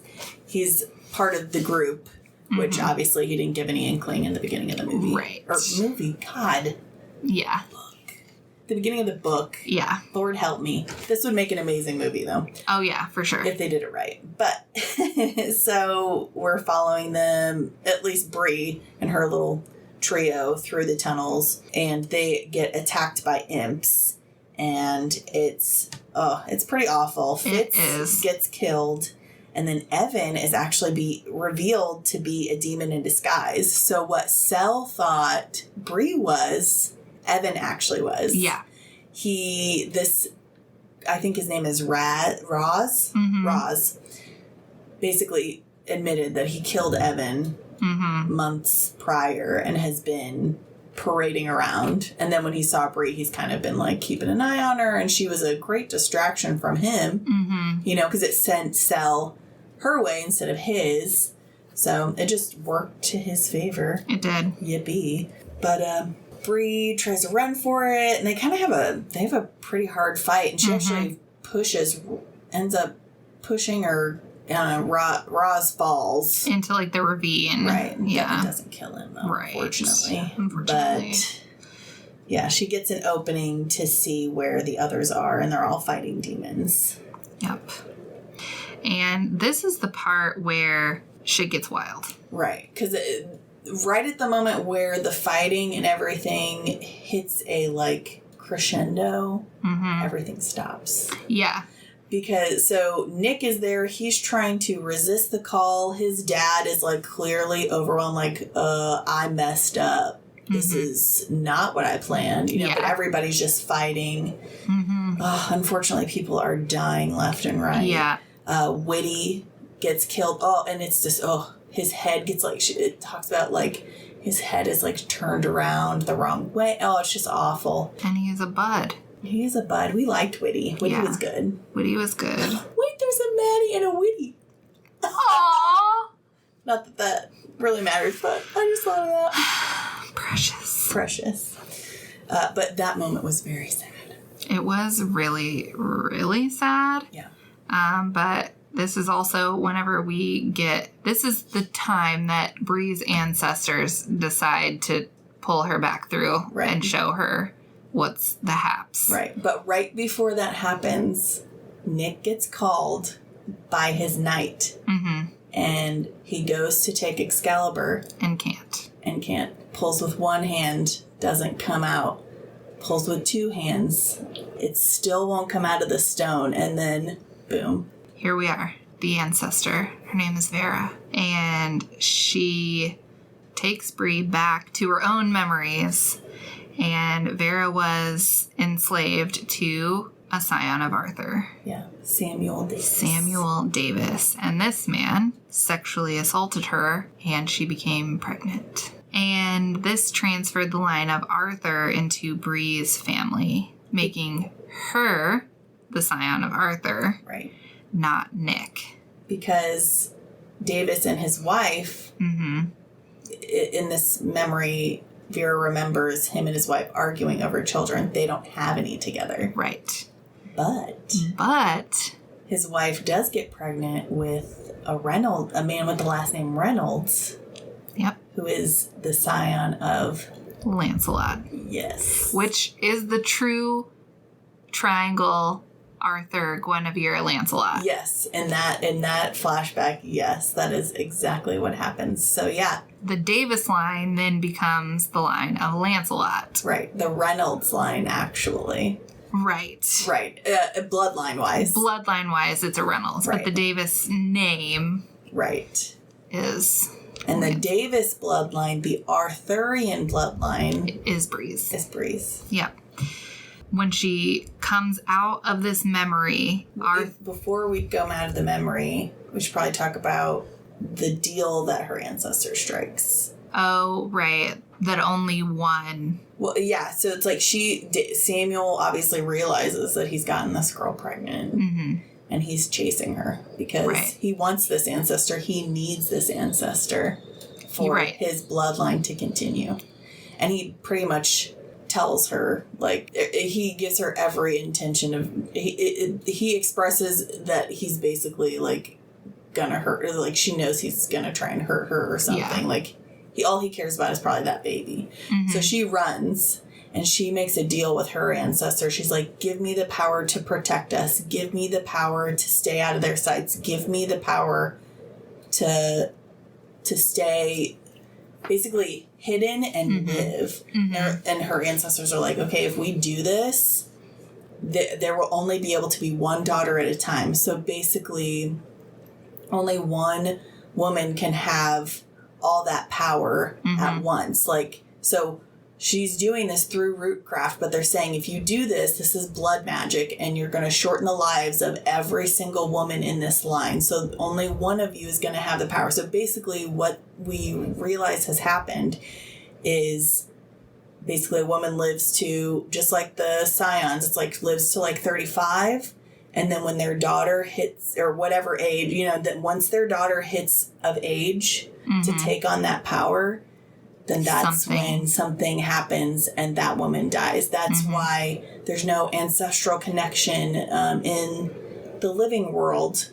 And even in the spiritual world, I think there's kind of been a block as well. But yeah, so she struck this bargain to keep her bloodline, her family safe. Yeah. But at a very high cost. Yeah. But yeah, that's why she has rootcraft and bloodcraft, because it was a desperate move by a desperate woman who wanted to save her child. Very powerful. Incredibly so. But yeah, so then, go ahead, sorry. No, that was super necessary information. So when Bree basically comes back to the present time, Arthur awakens in her, and she pulls Excalibur from the stone. And everyone is so confused. So confused. And she, like... Even the demons and the side, like, they'll stop fighting. Stops everything. So Nick has no idea what's going on, because he's been called. Right. Just not by Arthur. Right. He's so confused. They're confused. Yeah. And everyone else is also confused, because who is Bree? And... so basically, she pulls the sword.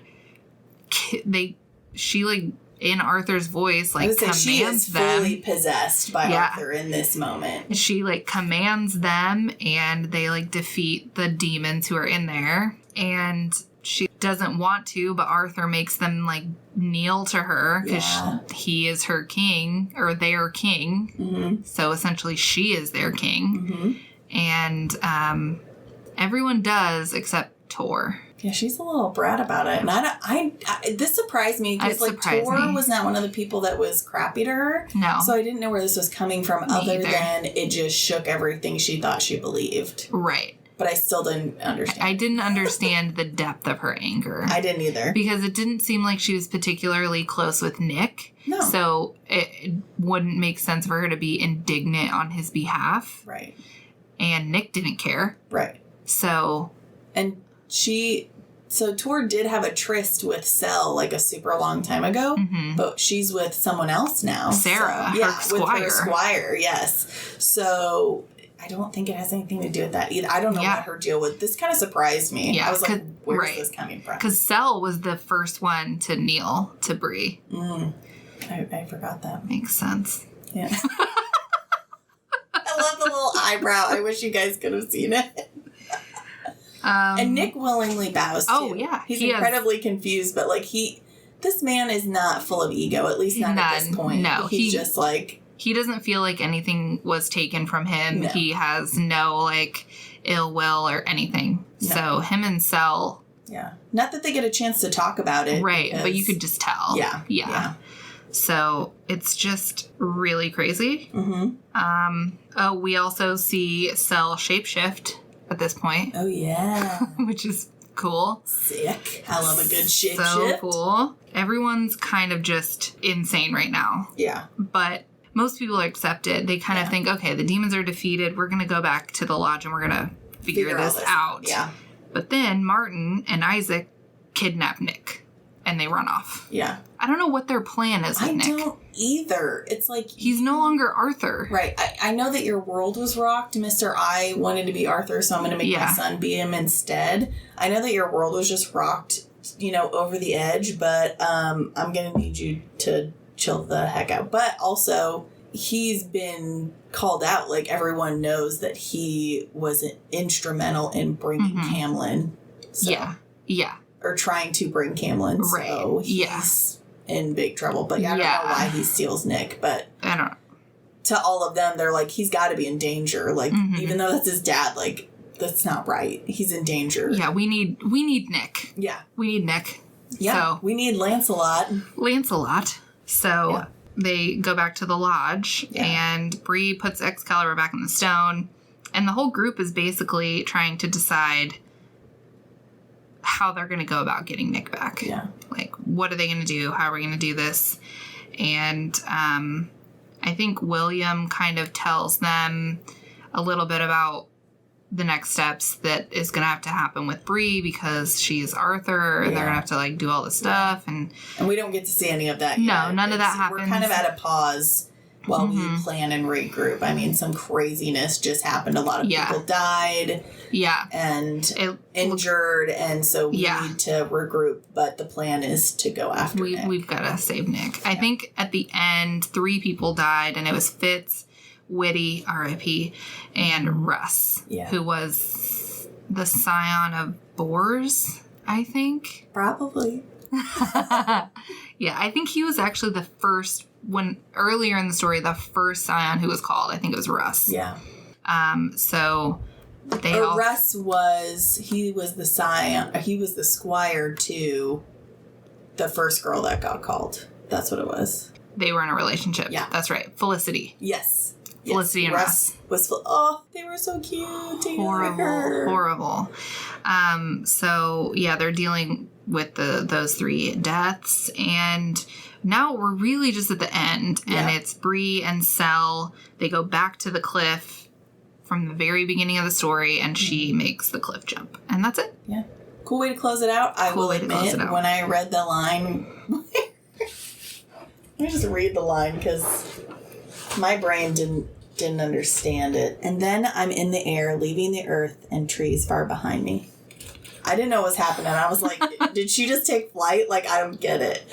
But Maddie's perspective helped me understand that she decided to make a cliff jump. She wanted to, I don't know, I think in that moment just kind of like take a moment for herself before things got crazy, and she had to take on all this responsibility. And also it was something that she wanted to do at the beginning of the movie, so she's finally kind of like letting herself indulge that desire. But I was like, I didn't understand what that meant. So she cliff jumped, guys. If anyone else was confused, probably no one, just me.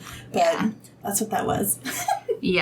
So, and that's how Legendborn ends. So not only do you get a cliff jump, you get a cliffhanger. Ooh, so good. Hey! Masterful, my friend.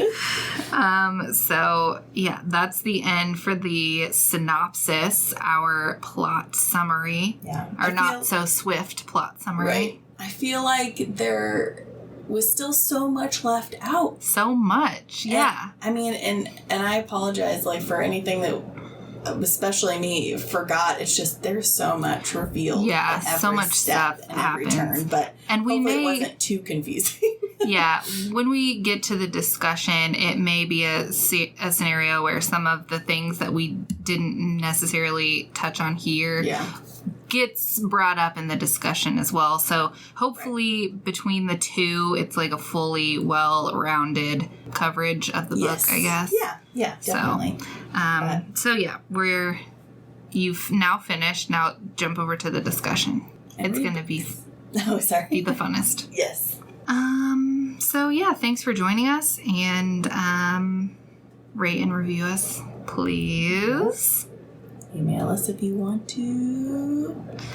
And everything from the very beginning tunes to the words to the edits to all the stuff is... the artworks. It's just us. Me too. The WRB crew.